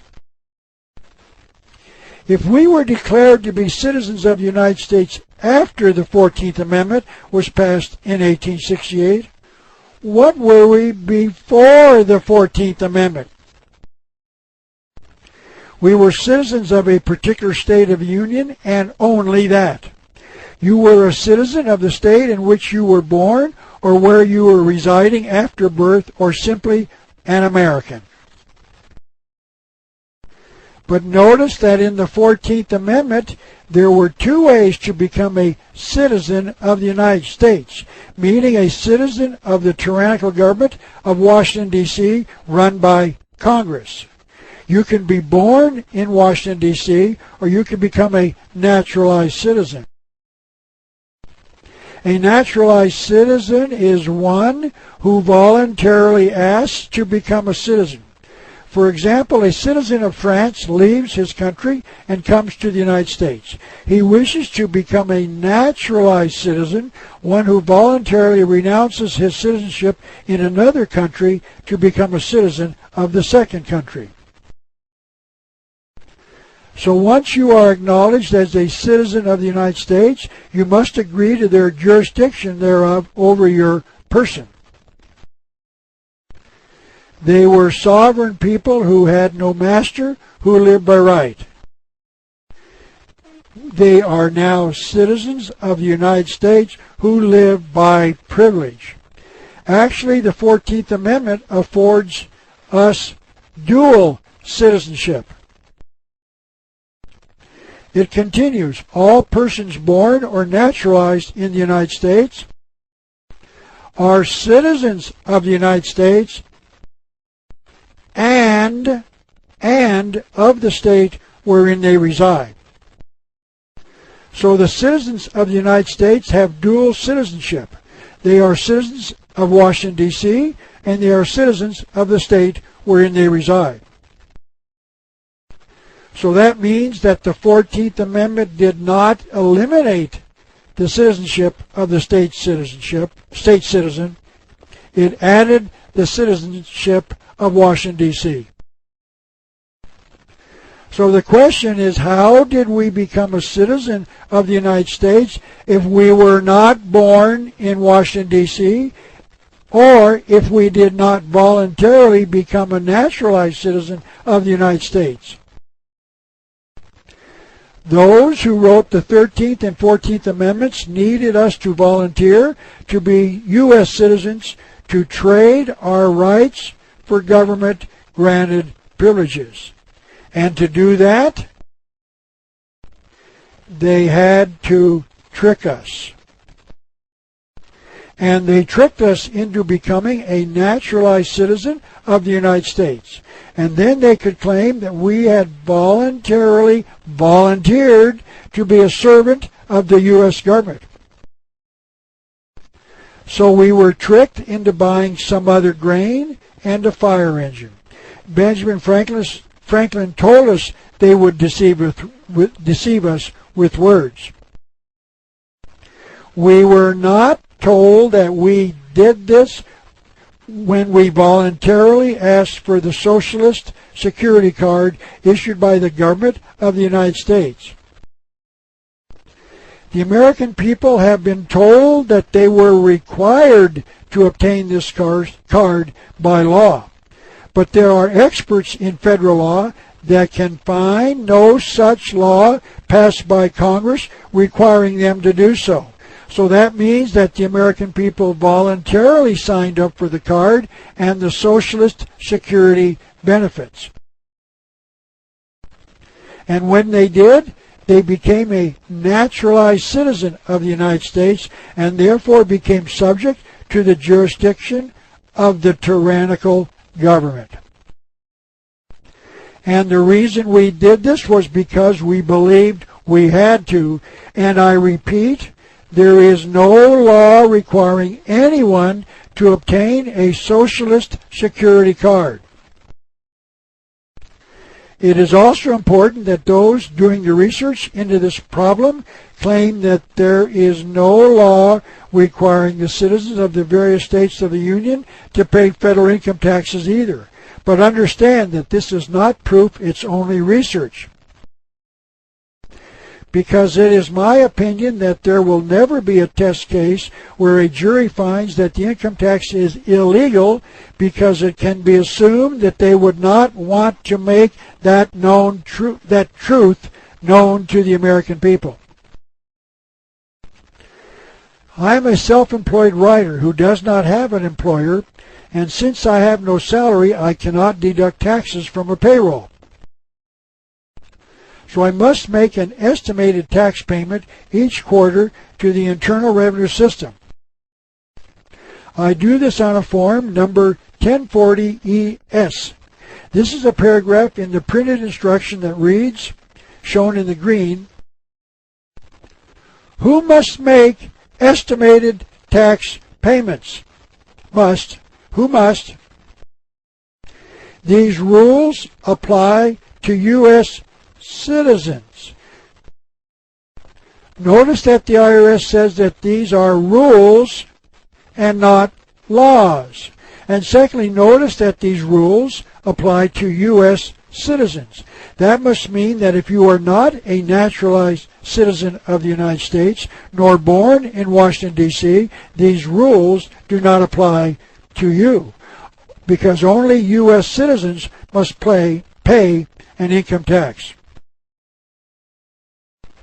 So it appears if you are not a naturalized citizen nor born in Washington, D.C., there are no income taxes for you to pay. Notice that I'm not saying that you should stop paying income taxes. I'm saying that it appears as if the income tax must be paid by those who have voluntarily become a naturalized citizen of the United States by applying for a Socialist Security Card. Let me repeat what Article 1, Section 8, Clause 17 authorizes Congress to do. Congress shall have the power to legislate in all cases whatsoever. And that is called unlimited power. They even have the power to enforce law where there is no law. Everything that Congress is doing today is constitutional. Remember, I will repeat it. They have unlimited power, and it was given to them by our founding fathers. And who were the founding fathers? They were members of the Masonic Lodge, the Order of the Quest, and or the Illuminati. Let me add the final piece of the puzzle to convince you that I am right. The 10th Amendment to the Constitution reads, quote, "The powers not delegated to the United States by the Constitution are reserved to the states or to the people." That means that if the Constitution did not specifically list the power in Article 1, Section 8, they do not have the power. That means the power has to be specifically delegated, and if it is not specifically delegated, the Congress does not have the power. This is James Madison, the 4th President of the United States. He has been called the father of the Constitution during the deliberations on this document. He, along with Alexander Hamilton and John Jay, were asked to write a series of articles for a newspaper in New York City as an effort to explain the type of government they were creating. These essays have been published as the Federalist Papers so we can know what our founding fathers were thinking as they wrote the Constitution. And Mr. Madison discussed the delegated powers in Article 1, Section 8 with these words: "The powers delegated by the Constitution to the federal government are few and defined. Those which are to remain in the state government are numerous and indefinite." So Madison was saying that the only powers in the United States, that the only powers the United States has are few and defined, meaning they have to be listed. And if they're not listed, the United States does not have those powers. And to put the final argument to Madison's position, I would like to quote the 10th Amendment to the Constitution once again. It reads, "The powers not delegated to the United States by the Constitution are reserved to the states or the people." So Congress has only limited powers, or in the words of the 10th Amendment, delegated powers, or in the words of James Madison, these powers are few and defined. But Congress has funded the following items: stem cell research, space capsules, Hubble space telescopes, and trips to the moon. Where is the delegated power to do that? If the Congress does not specifically say Congress shall have the power to tax the people for stem cell research, Congress does not have the power to tax for stem cell research. Secondly, how could the founding fathers have conceived of such a thing as stem cell research back in 1787? And the answer is that they couldn't, and if they couldn't, they didn't. And if they didn't, then Congress doesn't. But Congress has. So that must mean that Congress knows that they have the unlimited power of Article 1, Section 8, Clause 17. They must know they have the power to legislate in all cases whatsoever. And they must know that they should never tell the American people they have this unlimited power. So just pay your taxes, and pay your taxes, and pay your taxes, and pay your taxes. And just hope that they leave you enough money to live on. Because Congress has the power to tax everything that you earn. Because you voluntarily gave them that power. Thank you, Ben Franklin, for your words to deceive. Thank you, Founding Fathers, for the power to legislate in all cases whatsoever. Thank you, Masons, Order of the Quest, and the Illuminati, for their ability to conceal the truth from us.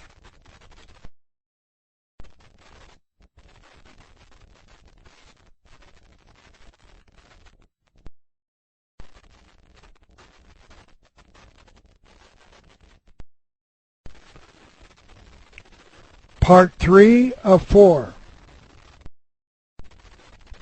Now let me return to the Great Seal of the United States.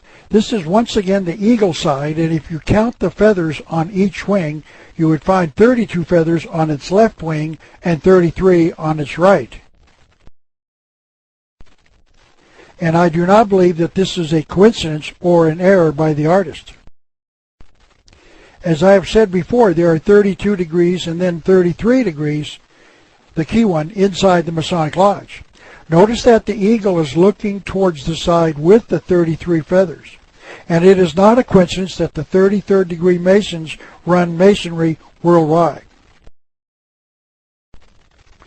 I remember in my high school civics class that there was a debate amongst this nation's founding fathers over whether the bald eagle or the American wild turkey should be the national bird of this nation. But my research shows me that there was no debate at all. The eagle was always intended to be this nation's bird from the very beginning, and that the appearance of the debate was a ruse and a scam, another fire engine, or some other grain. In their books, the Masonic Lodge, and by the way others, will convince the researcher that the eagle was an important symbol of something else. The following are 6 quotes on the subject, 5 of which were written by members of the Masonic Lodge. I will not cite the source for each quote, but just show you the quotes without attribution. The eagle is a symbol of initiation. The eagle is of great antiquity, a symbol of the sun. The eagle was sacred to the sun. The eagle was a bird consecrated to the sun. The eagle represented the Egyptian sun god Amun-Ra, and the following quote is one of the explanations as to why the eagle is sacred to a worship of the sun. The eagle is also supposed to be the only creature that can look directly into the sun. Now that is an interesting observation. If a human looks directly into the sun, it is quite likely that that person will go blind. But in this quote, the author was saying that an eagle can look directly into the sun without being harmed. But there is a symbolic and concealed meaning behind this statement. It conceals the symbolic thought that the eagle can get directly to the sun god and that man cannot. This appears to be the concealed meaning behind the symbology of the eagle. The eagle can do something that man cannot do, and early man apparently understood that fact, so they used the eagle as a way to reach the sun god. But few Americans, if any, know what all of the symbols on the Great Seal mean. As I have briefly mentioned, the numbers 32 and 33 are significant to the Masonic Lodge, but the numbers show up concealed. The numbers show up concealed in some rather interesting locations. This is a symbol of the government of the Communist Union of Soviet Socialist Republics, meaning the old Russia. As you can see, it is a globe with what appear to be wheat stalks on either side. But the semicircle to the bottom appears to be out of place and without a logical explanation, especially when you count the rays protruding from the center, because there are 32 of them. The semicircle, which when completed, would be a full circle, meaning it could be a symbol of the sun, which when added to the 32 rays would total 33. One can only imagine what these Masonic symbols have to do with the Soviet Union, officially an atheist nation. The numbers appear once again in this, the symbol of the United Nations. First of all, the leaves on each side total 13. Do not count the base, and as shall be discussed later, the number 13 is a significant Masonic number. But the globe is divided into 32 divisions, with the circle at the top.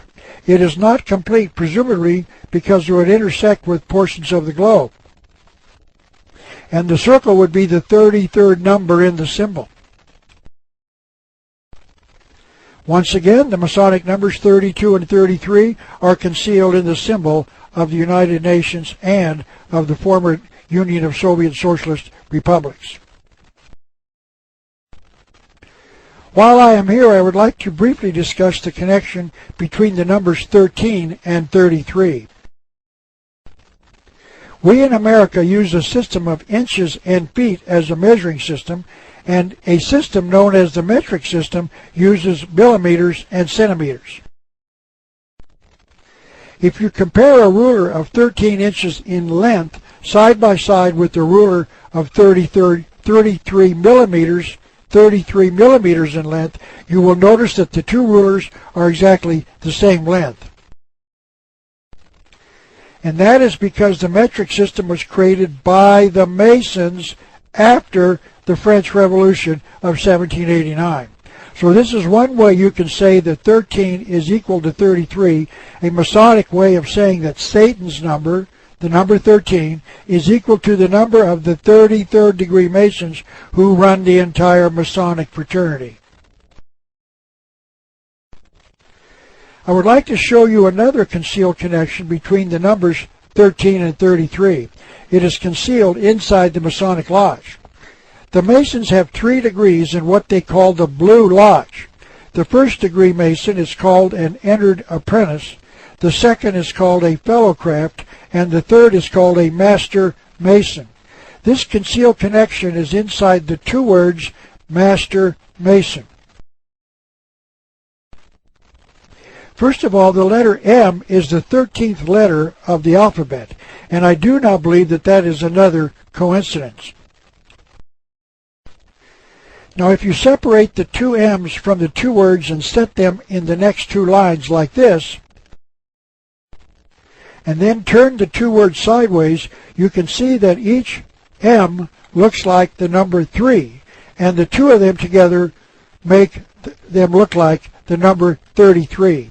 So there are a concealed 13 and 33 in their choice of the words that describe their 3rd degree inside the Blue Lodge. There is a similar example of a concealed 33 contained in the name of Mickey Mouse, Walt Disney's first cartoon character. Mr. Disney and his brother Roy were members of the Masonic Lodge, and I believe Walt Disney named his initial cartoon character Mickey Mouse because he knew that that name concealed the number 33 in it. The same thing happens when you print the name Mickey Mouse and separate out the 2 letters M. And then turn the name and the 2 letters sideways, you get a concealed 33 in them as well. So here once again, a name hides an important Masonic symbol. The Masons have been getting a lot of bad press recently, and the Masons are anxious to overcome that with favorable publicity. This is quite likely the reason that Disney Studios released the movie National Treasure in the year 2004. It gave a favorable image to the Masonic fraternity. This is a picture of the room where the Security Council of the United Nations meet. If you count the number of lights in the larger circle in the ceiling, you would count 32 of them. 32 plus the circle they are in would be 33.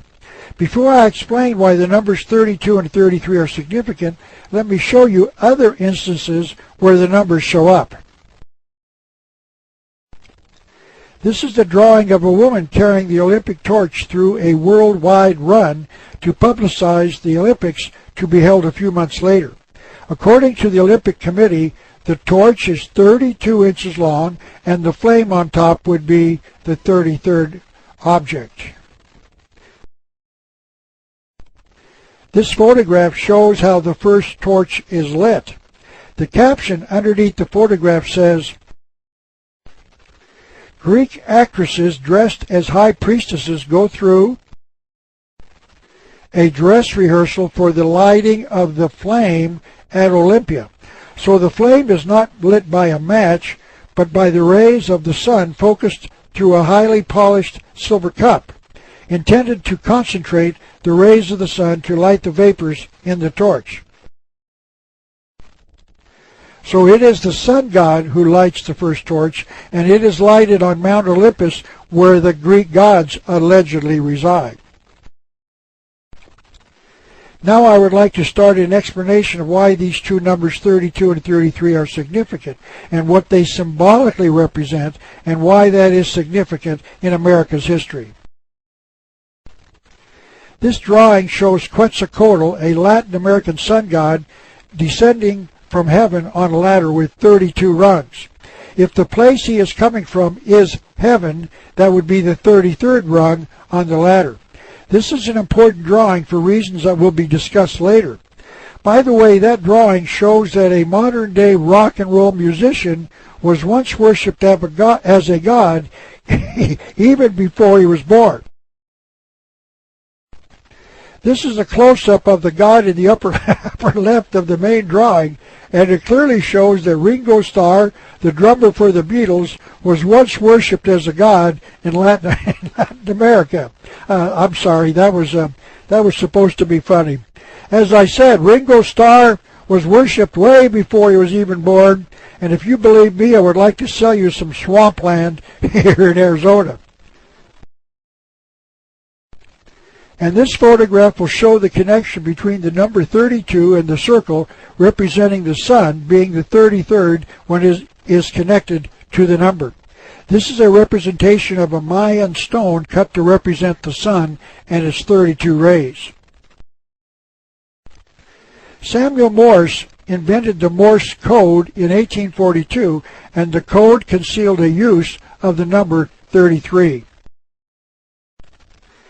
The code uses a dot and a dash, and the dash lasts the equivalent of the time it would take to send 3 dots. This is a photograph of a key used to send the Morse code, and the key is tapped quickly for a dot, and then again for a dash, but the sender waits for the time it would take to hit 3 dots before sending the next letter. This is a representation of the number of Morse code dots and dashes in the word Lucifer, meaning the name of the devil. You will see that it consists of letters requiring 15 dashes to send them, 15 dots to send them, and 6 dashes, each of which is equal to 3 dots, totaling 33 dots. 15 dots plus 18 dots obviously equals 33. I am certain it is just another interesting coincidence. And the Masons have 32 degrees in their fraternity, and the 33rd degree is one that only those somehow worthy of attaining it are invited into it. 32 and 33 are indeed magical numbers involving the worship of the concealed sun god. The number 13 is also a significant number to the Masonic Lodge. This is a page from the April 1960 edition of a Masonic magazine, entitled The New Age. Its name was later changed to the Scottish Rite Journal, in which the Masons discussed the mystical number 13. Notice that the top line says Masonic symbols in a $1 bill. The article says that the number 13 used repeatedly in the Great Seal of the United States was not a coincidence because it is a Masonic number. They wrote that the number has a significant Masonic connection. The article says that there were 13 leaves in the olive branches in the Great Seal, 13 bars and stripes, 13 arrows, 13 stars in the green crest, and 13 layers of stone in the pyramid. This means that the Masons are claiming that the number 13 has a Masonic importance. There are some that claim that the reason that the number is significant on both sides of the Great Seal is because there were 13 states in the original Union of States that formed the federal government. But it appears as if the number has a hidden significance and that those who founded this nation waited until there were precisely 13 and not 12 or 14 states before they created the United States. But the Masons are claiming the number as one of their own and shows, at least in this one instance, that the Masons were directly involved in the founding of this nation, and that one of the reasons we can know that is because of their interest in the number 13. But before we examine the number 13, there's another reason that the Founding Fathers selected the American eagle as our national symbol. And that is the fact that the two words American Eagle have exactly 13 letters in them. But this is not the only hidden use of the number 13.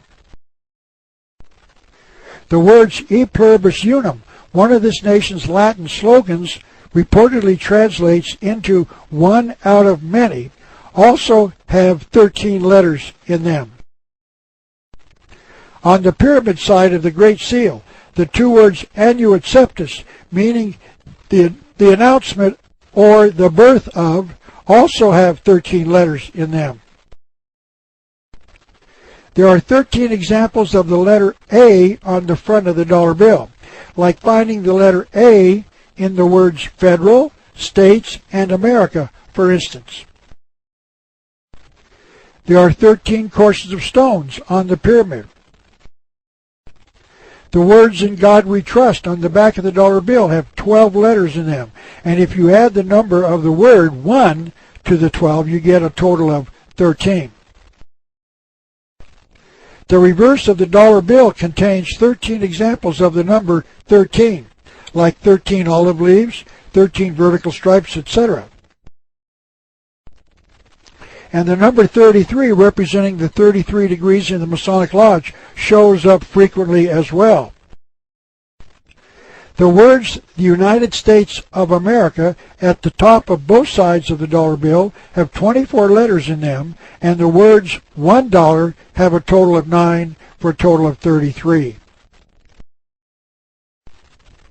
The word 1 has 9 units in them, meaning 2 in the letter O, 3 in the letter N, and 4 in the letter E.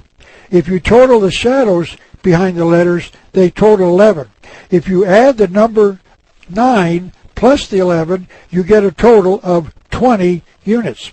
Then you add the number 1 itself and the 12 letters in the words "In God We Trust," and you get a total of 33. So the Masons have concealed their involvement in the design of the dollar all over the bill.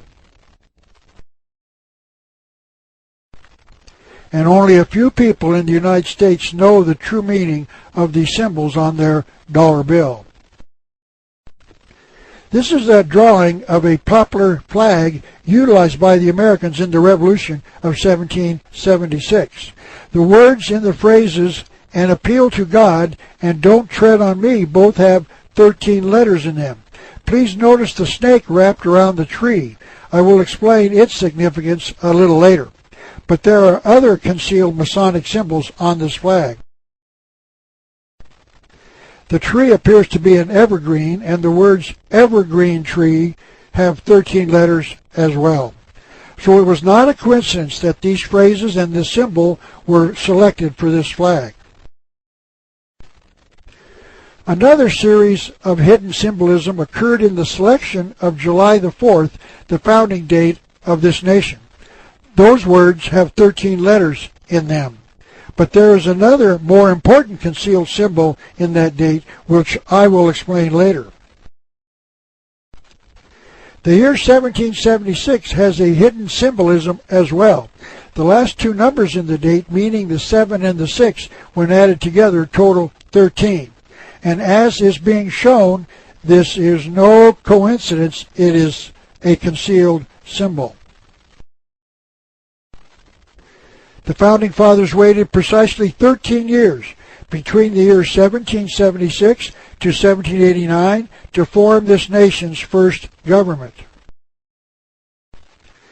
George Washington, a very visible member of the Masons, had 12 other generals on his staff. 12 plus himself equals 13. A total of 13 people worked on the Great Seal of the United States.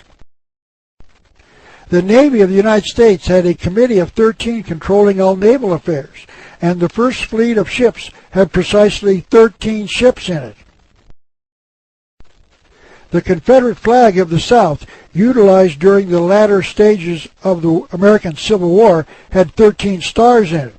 And if you presume that each star stood for an individual state, as it does in the American flag, there should have been only 11 stars in the Confederate flag, because there were only 11 states in the Confederacy.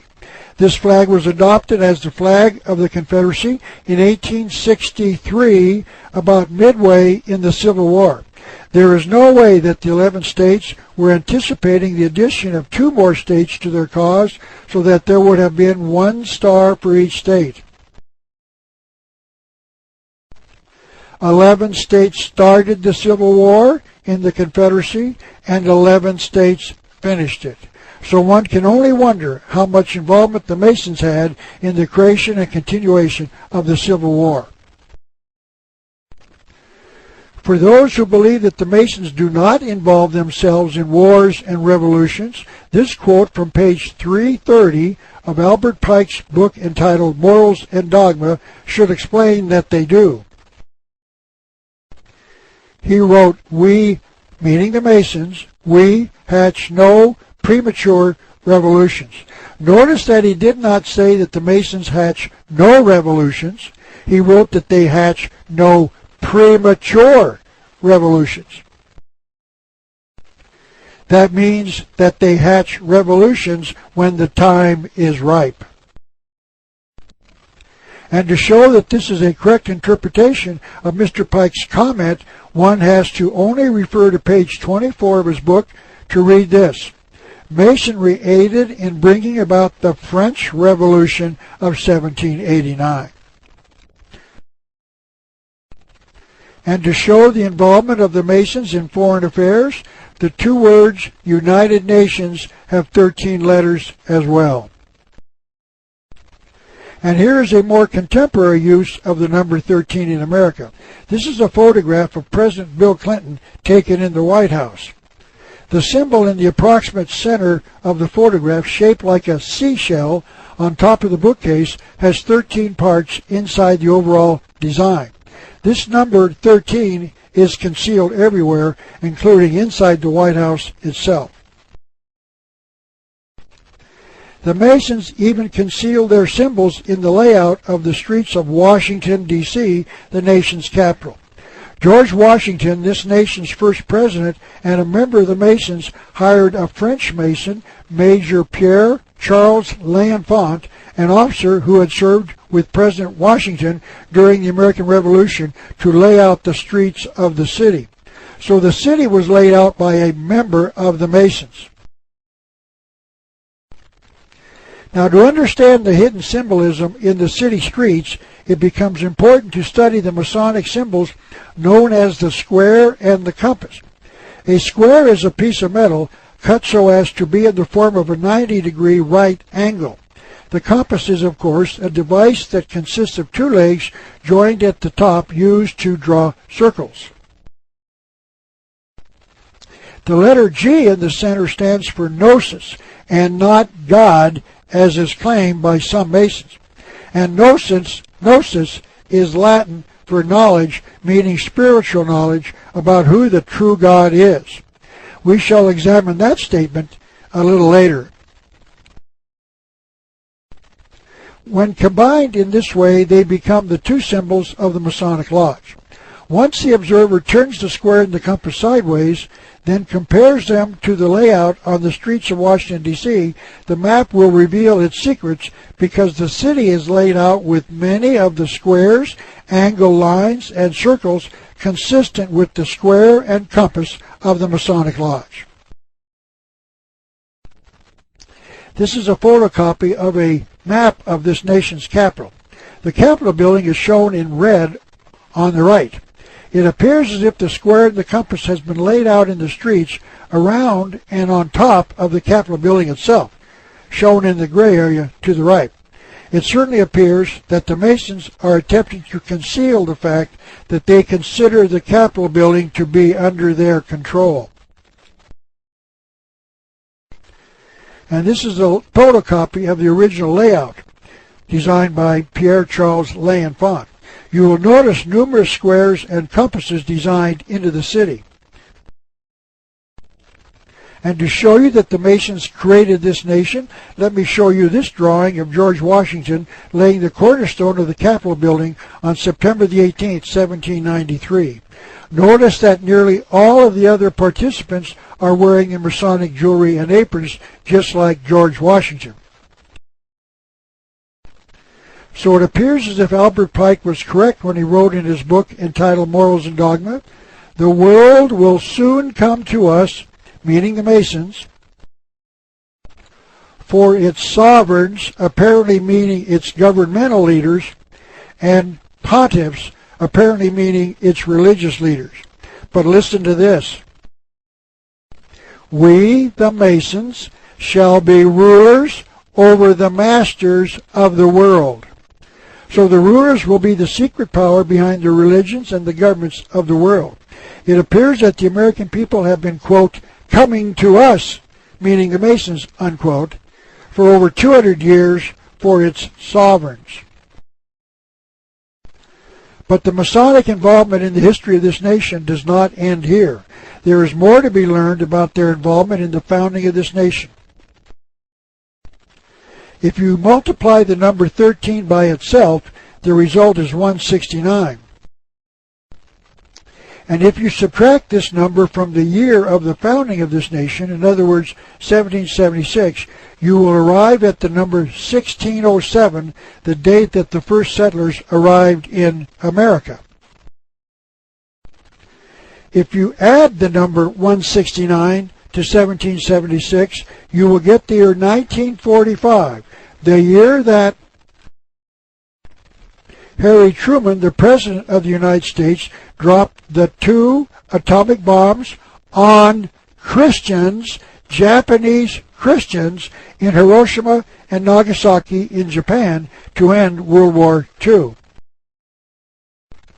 If you count the number of days between July the 4th, 1945 and August the 6th, 1945, the day they dropped the first atomic bomb on Hiroshima, Japan, you will discover they total 33 days. And in one more, quote, coincidence, end quote, if you add the number of the letters and numbers in August the 6th, 1945, you will find that they total 33. August is the 8th month, the number of the day is 6, and then you add the year as 1, 9, 4, and 5, and all of those numbers total 33. Harry Truman was a 33rd degree Mason and also the 33rd President of the United States. This is an official portrait of the President dressed in his Masonic attire. But understand that these are all coincidences. They certainly do not reveal any Masonic involvement in America's past. The streets of Washington, D.C. contain another hidden symbol, one that must be explained first. The five-pointed star is a common symbol used in a variety of ways. The star on the left is a photograph of one of the stars in the flag of the United States, where each of the 50 of them symbolize one of the 50 states. That star is placed with one of its 5 points up and 2 of its 5 points down. However, the star can also be reversed so that only 1 point is down and 2 points are up. That is represented by the star on the right. This star with 1 point down is the symbol of the Eastern Star, a Masonic organization for women. And here is the Eastern Star shown on a fez, a hat apparently worn by members of this Masonic group. The differences between the two stars are explained in a book entitled History of Freemasonry and Concordant Orders, published in 1891 by a series of 78 high-ranking members of the Masonic Lodge. One of their members, William R. Singleton, a 33rd degree Mason, wrote about the star in his article entitled The Divine Plan. This is the pertinent part of the article, showing the two stars, one with 1 point up and the other with 1 point down. Notice that the drawing to the right shows the head of a goat inside the star, obviously referring to the goat of Mendes, a symbol of the devil. This is how the article described the two stars. This star, meaning a star having 5 rays, represents God. All that is pure, virtuous, and good. When represented with 1 point upward. But when turned with 1 point down, it represents evil, all that is opposed to the good, pure, and virtuous. It represents the goat of Mendes. Now, this is a drawing of the goat of Mendes shown on the cover of a book about witchcraft written by a practicing witch. Notice that the drawing shows a goat head on a human body. Notice also that the goat has female breasts, indicating that the goat is bisexual. This thought about the 5-pointed star is repeated on page 101 of the same book. When the star elevates 2 of its points, it represents Satan, or the goat of the mysteries.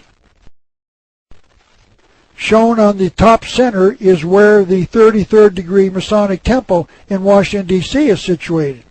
I am sure it is a coincidence that it is precisely 13 blocks north of the White House.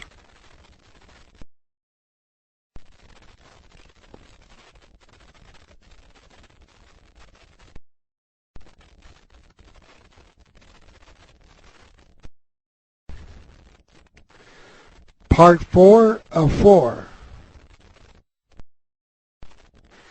Now I would like to discuss the connection between the number 13, the star, and Satan, also known as Lucifer or the devil. Stan Deyo, in his book entitled Cosmic Conspiracy, stated, 13 is the value assigned to represent Satan. But there are other explanations of the number 13, one of which was offered by Manly P. Hall, who said that there were 12 great religions in the world, and the 13th was the one concealed inside the other 12. What he was saying was that there was a secret worship of a particular god in each of the 12 other great religions. And my research has indicated to me that that particular god concealed in the 12 great religions of the world is Satan, the devil. I would like to explain what this means. Let's say that all of the believers in Osiris, the Egyptian sun god, are inside the circle. Everyone else is outside the circle because they do not believe in Osiris. Inside the circle is a small percentage of believers, shown by the red dot in the center, who share a common secret. And that secret is that Osiris is in truth Lucifer, also called Satan, the devil. Those who believe in Lucifer are called adepts, princes or the illuminated ones, and their task is to keep the secret from the rest of the believers. That is what Mr. Hall was saying. And I would like to add my own opinion as to why the number 13 is significant to these conspirators. 6 is the number of man, and 7 is the number of completion or perfection. If the two numbers are added together, the total is 13, or perfected man. This secret worship teaches through it that man can become perfect. In fact, the conspiracy believes that we common people are Homo sapiens man, as taught in evolution. And they have evolved higher into a higher form of mankind called Homo noeticus man, the illuminated ones. So the number 13 contains a secret hidden occult meaning, and that is why the number 13 is significant and symbolic. There is one more significant insight as to why this nation's founding fathers chose the date of July the 4th to declare America's independence from Great Britain. The old Julian calendar was changed in the year 1582 by an order of Pope Gregory the 13th. The acknowledged reason was because the old calendar was 11 days behind the sun. In other words, the old calendar was no longer accurate in measuring the solar year. So the astronomers were having difficulty in measuring the time it took for the Earth to make one complete revolution around the sun. So in October of 1582, the old June 23rd became July the 4th. And to explain this, I would like to explain what that means. And just so you will understand, I have exaggerated the distances on the horizon between setting of the sun on various days. If you were to mark the horizon early evening as the sun sets, you would notice that it appears to move up and then down the horizon as it sets each night. The sun moves south each night until December 22nd, and then it sets at the same spot each night for 3 days. And then on December 25th each year, the sun starts moving north again. It sets at a site which is north of the setting site the night before. And then on June 21st or 22nd, the sun stops again for 3 nights. So on June 23rd is 2 days after the summer solstice, the day that the sun appears to be stopped after making its way north of the equator. It would be the next night to the last night before the sun starts moving south again. The sun worshippers celebrate on the night when the sun starts its journey in the opposite direction, because they are acknowledging that the sun did not die during the 3 days it appears to stop.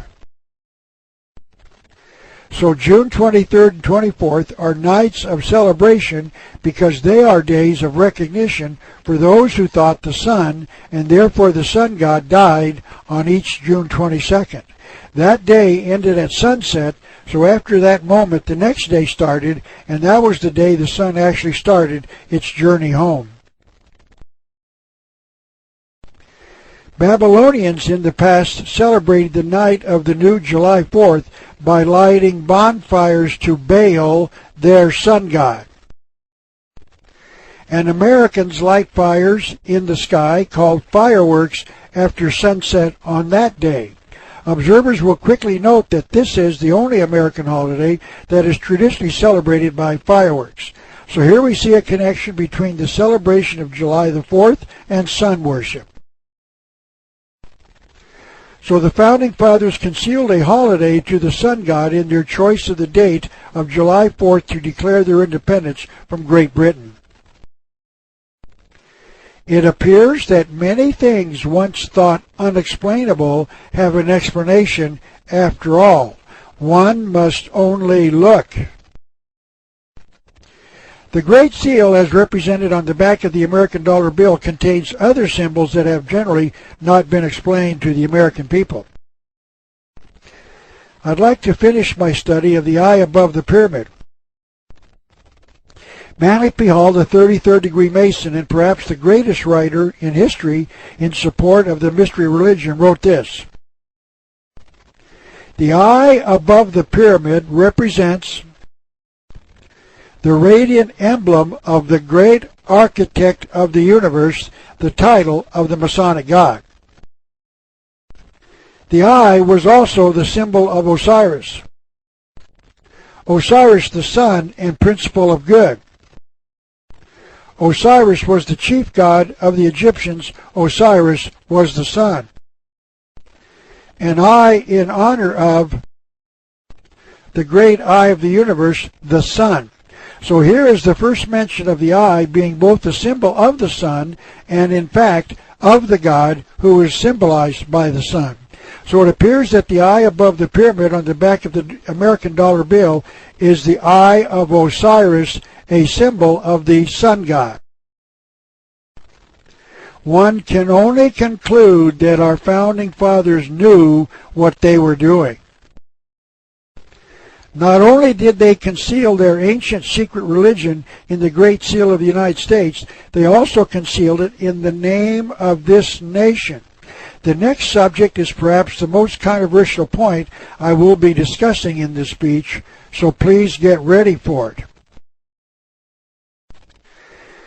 Please remember that I asked you to be members of a jury and that you had to be open because this is very controversial, and I would like you to at least hear it and then make your own decision as to whether or not you will accept it. So providing you with that warning, I will now proceed. The first thing I would like to discuss is this statement in the Bible because it will be the key to understanding what I will be discussing for the next few minutes. Revelation chapter 12 verse 9 says, quote, "That old serpent called the devil and Satan was cast into the earth." Notice that the Bible teaches that the devil came to the earth in the form of a snake or a serpent. And the reason this is significant is because whole cultures all over the world have been worshiping the serpent or the snake in their religions. So please keep that in mind as we examine the following evidence. William Josiah Sutton, in his book entitled The Illuminati 666, added another very important piece of the puzzle to the story. He wrote this: "The ancient Mayans, meaning the Mayan Indian tribe of the Yucatan in Mexico, which is a peninsula on the northeast side of Mexico, worshipped the serpent god under the name of Khan." Here we find the origin of our American word, canny, shrewd, or serpent-like. The Babylonians worshipped Khan, the serpent, and Val, the god of fire. The Romans combined the words into Vulcan, the Roman god of fire, Vulcan, from whence comes our word volcano.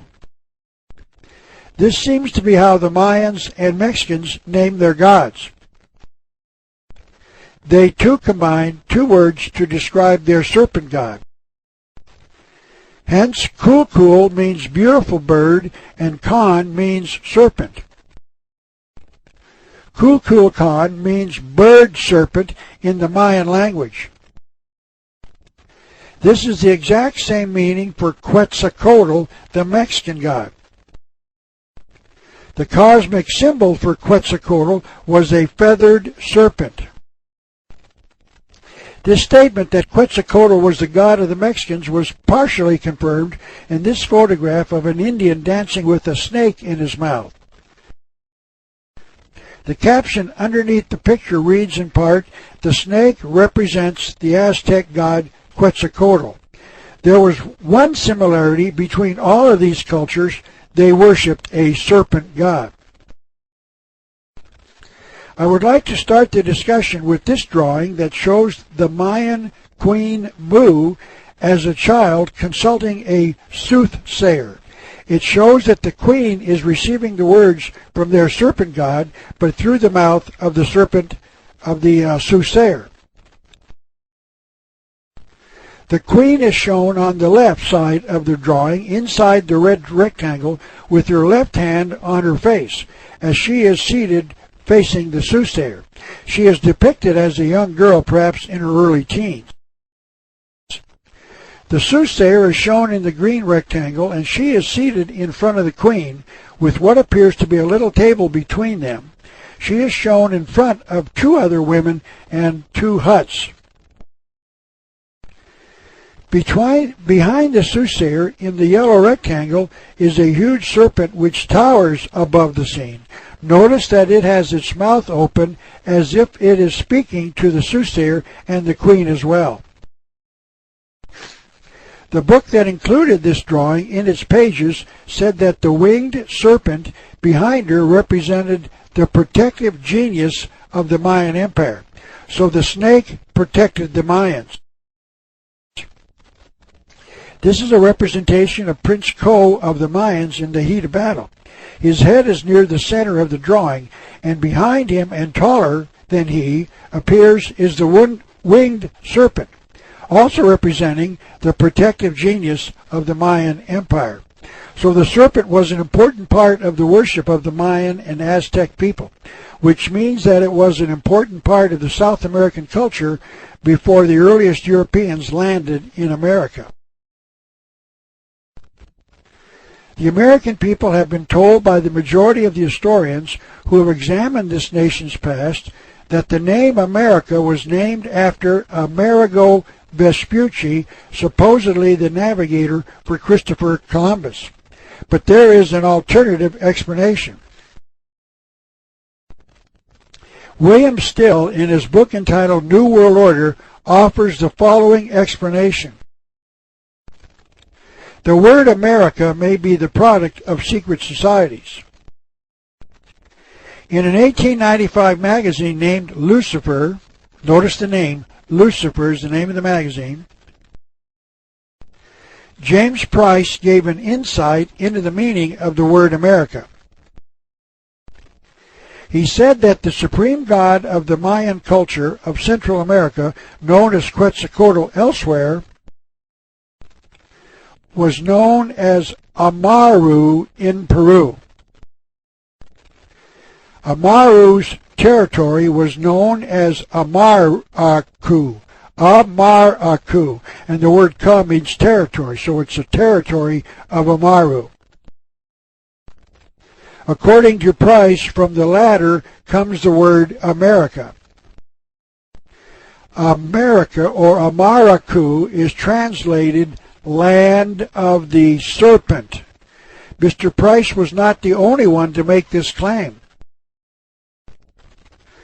Robert B. Stacy Mudd wrote a book entitled Atlantis, Mother of Empires, in which he attempts to make the claim that the Mayans came from the nation known as Atlantis, an island that allegedly sank during an earthquake.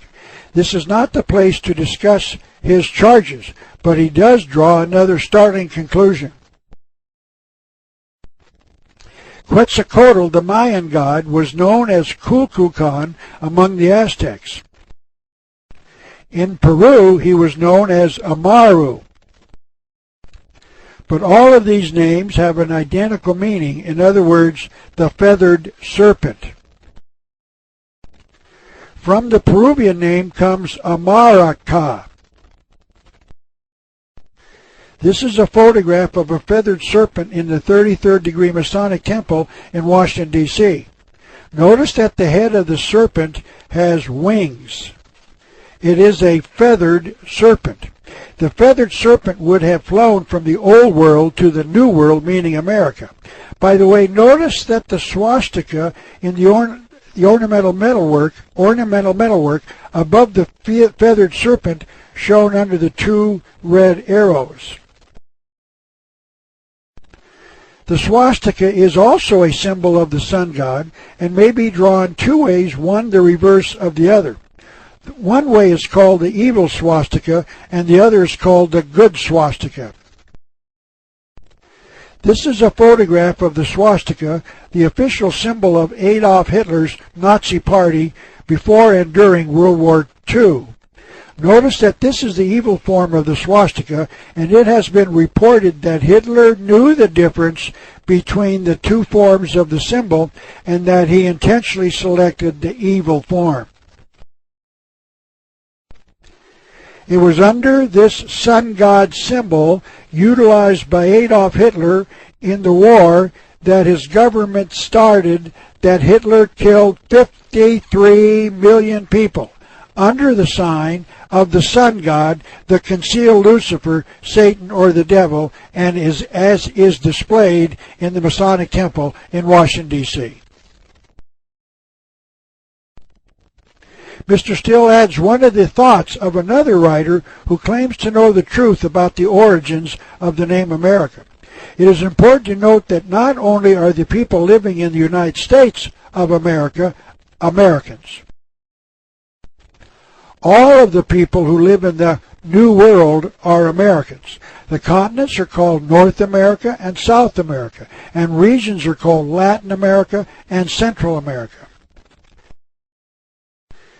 Here is the official position as written by Manly P. Hall, one of the greatest Masons of all time, in his book entitled America's Assignment with Destiny. Since the serpent is frequently a symbol of Lucifer, meaning the devil, it is no exaggeration to extrapolate from this that America may well mean, hold on America, this is not going to be pleasant. America may well mean land of Lucifer. So that revelation that America was named after Amaru, another name for the feathered serpent god, and the feathered serpent is a symbol of Lucifer, another name for Satan, the devil, is quite possibly the true explanation of the naming of America. I am convinced that all of what we have studied tonight has convinced me that America was named after Lucifer by our founding fathers. That means that this nation's founding fathers knew that. They were announcing the birth of the New World Order when they dedicated this nation to Lucifer, also known as Satan or the devil. They knew who America was named after. That is why they placed the Great Pyramid, a symbol of the temple of Lucifer worship, in the reverse side of the Great Seal of the United States. That is why they placed the symbol of the Great Pyramid of Giza, a temple of initiation into Lucifer worship, in our seal. That is why they placed the Eye of Osiris, a sun god concealing a worship of Lucifer, above his house on the reverse side of the Great Seal. That is why they waited to form this nation after there were 13 states. That is why they selected the American eagle as this nation's national bird. That is why they declared their independence on July 4th, a concealed sun holiday. I would like to go back and remind you that the pyramid on the back of our dollar bill is a symbol of the Great Pyramid in Egypt, and then show you that those who built the Egyptian pyramid connected it to Lucifer, Satan, the devil. They connected the building of the Great Pyramid of Khufu with the mystical number 13. This is a book entitled The Mysteries of Chartres, I presume, Cathedral in France. I won't spend time on discussing the connection between the Catholic Church and this cathedral and the Masons, but there are many. But this author discussed the pyramid in Egypt, and it is this that I would like to spend a few moments on. He makes the observation that the Egyptian pyramid is built on an angle of inclination of 51 degrees and 25 minutes. Then he makes the observation that the angle can no longer be measured exactly because the polished limestone facing has disappeared. This is a line divided into 13 equal sections, and if you take this line and create a triangle with sides of 4 sections and a base of 5, meaning 4 plus 4 is 8 plus 5 is 13, you get angles in the sides of 51 degrees and 19 minutes. That is extremely close to the estimation of the angle of inclination of the Great Pyramid of Giza. And then I would like to remind you that 13 is the value assigned to represent Satan. It appears as if those who built the Great Pyramid of Khufu concealed the fact that it was dedicated to Lucifer in the angle of inclination. They knew. It all seems to fit together. Now let me briefly prove that the Masons who named this nation and then established it knowingly worship Lucifer, also called Satan the devil. And to start, I'm going to take 3 different thoughts and link them together so that we can understand the secret inside the Masonic Lodge. This is a quotation from Albert Pike, the leader of the worldwide Masonic movement, in his book entitled Liturgy. The symbols and ceremonies of Masonry have more than one meaning. They rather conceal than disclose the truth. They hint it only, at least, and their varied meanings are only to be discovered by reflection and study. So as I said, I shall take 3 different thoughts and reflect and study their concealed secrets so that we can draw some conclusions. I would like to recommend that you consider reading my 3rd book, Masonry, Conspiracy Against Christianity, in which I spend a lot more time proving this claim. Now let me briefly prove this. This is the first link. In the first degree, called the apprentice degree in the Blue Lodge, the initiate Mason is brought before the worshipful master, the equivalent of their president, by the brother orator, and he asks the brother orator, apparently the equivalent of the vice president, "What do you ask for this candidate?"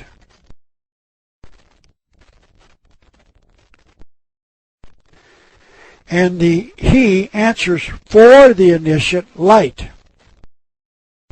So the first link is the fact that the initiate asks for light.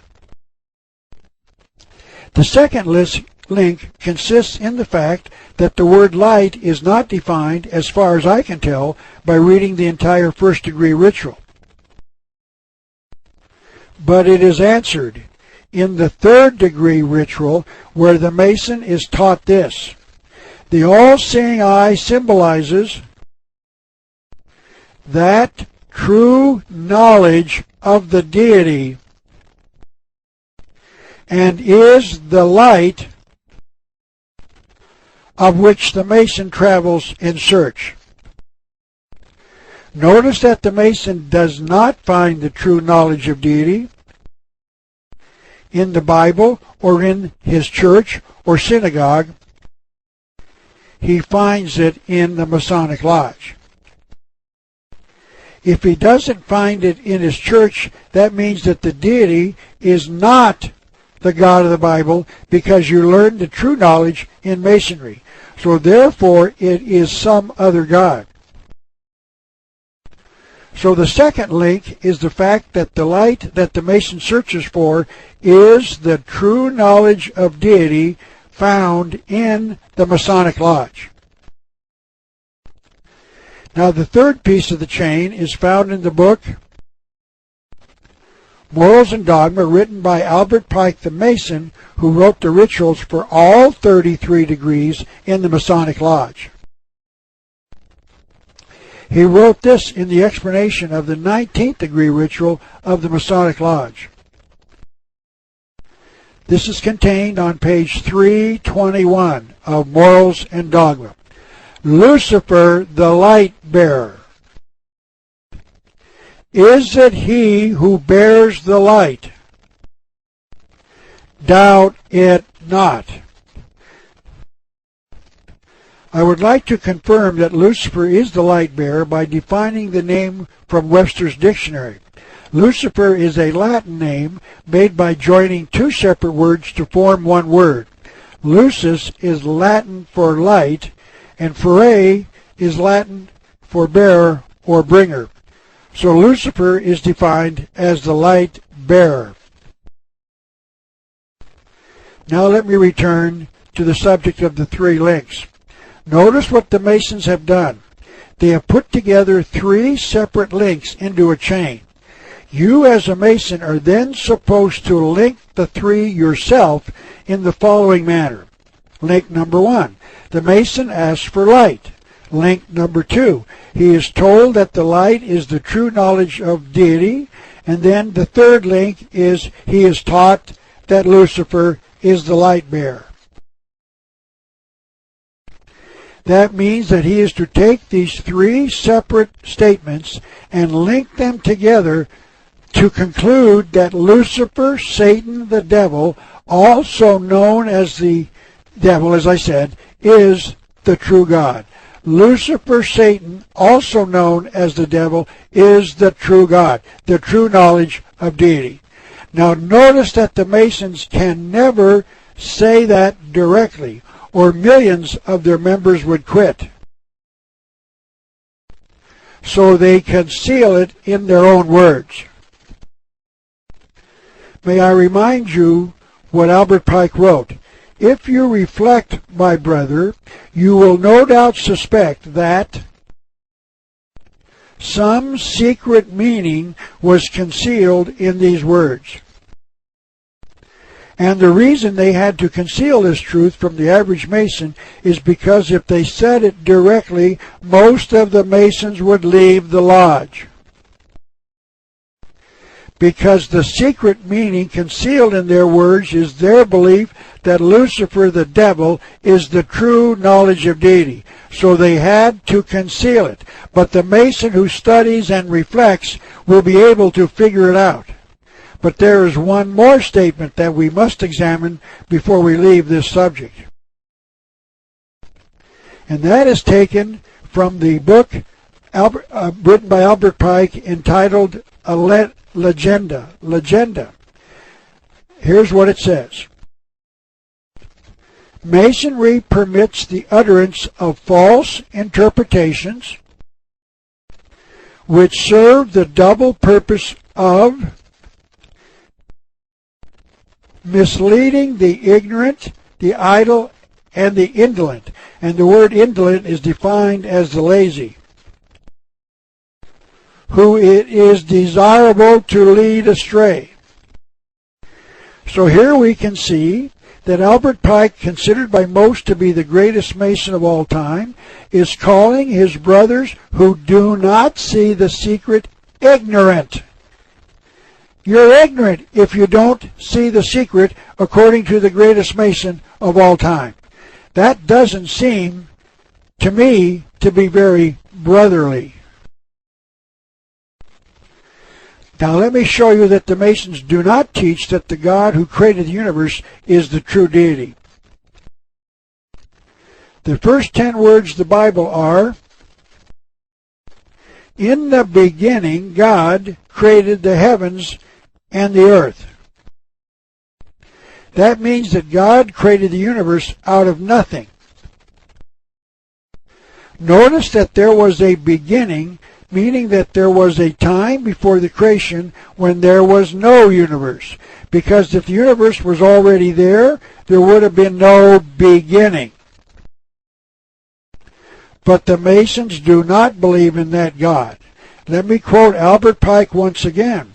This quote comes from page 109 of Pike's explanation of the 29th degree in his book entitled Legenda. This is what he wrote. To say that the world came forth from nothing is to propose a monstrous absurdity. That means that the Masons consider a belief in the Creator God to be a monstrous absurdity because they believe that the universe has been here forever. I have shown you the actual words of the Masons to show you that they call their God the great architect of the universe. Architects do not build anything. They draw plans for builders to build things. But even those builders do not create the building materials out of nothing. They build with pre-existing materials, or at least they change their materials from one form to another. Like converting a pre-existing tree to lumber to build their houses with. I have shown you evidence that they connect their Masonic God to a worship of the sun god.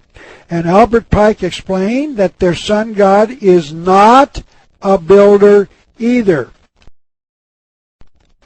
He wrote, Amun-Ra was an Egyptian sun god, and Albert Pike wrote this on page 281 of Morals and Dogma. The supreme being of the Egyptians was Amun, a secret and concealed god and the original light. He creates nothing. Let me repeat that. The Masonic God, the original light, the sun god, was concealed and he created nothing. And it was not Lucifer who created the universe, it was the Creator God. So the Masons are teaching their initiates that the true knowledge of deity is that Lucifer, Satan, the devil, is the true God. And it was the Masons who founded America. Now I believe you can now see that all of what we have covered so far makes sense. This is why our founding fathers, meaning the Masons, lied to us. They were concealing their belief of the knowledge of the true God in our history. That is why America was named after Amaru, a sun god, and a concealed name of Lucifer, another name for Satan or the devil. It all makes sense. America's secret destiny is the New World Order,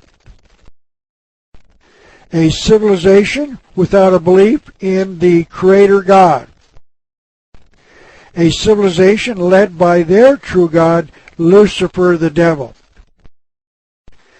If you want to know what the New World Order is, may I suggest to you that you consider watching my 14-hour lecture on 7 VHS tapes entitled The New World Order. This video was made in July of 2007, and I'm currently converting that VHS tape to DVD, so please keep in touch if you want a copy of these lectures. You will actually read the words of those who are in favor of changing the very way we live our lives. These tapes are available through the Publius Press catalog at the end of this DVD. Now, if you do not know the Creator God, may I suggest that you consider reading my booklet entitled God Exists, Proof for the Skeptic. You can know with scientific certainty that the Creator God does exist, because your own answers to my 3 questions will show you that science, logic, and reason prove that the Creator God exists. And the last question we are to answer is this one. What can I do about what you've taught in this lecture, Mr. Epperson? The best answer I can give you comes from the pen of St. Thomas Aquinas, a sainted Italian theologian who wrote this. We are to work as if it is all up to us, and pray as if it is all up to God. There we have it. We are to work, meaning we are to learn all we can about America's secret destiny, and then we are to do all we can to expose it. Thank you so very much. And may God bless America.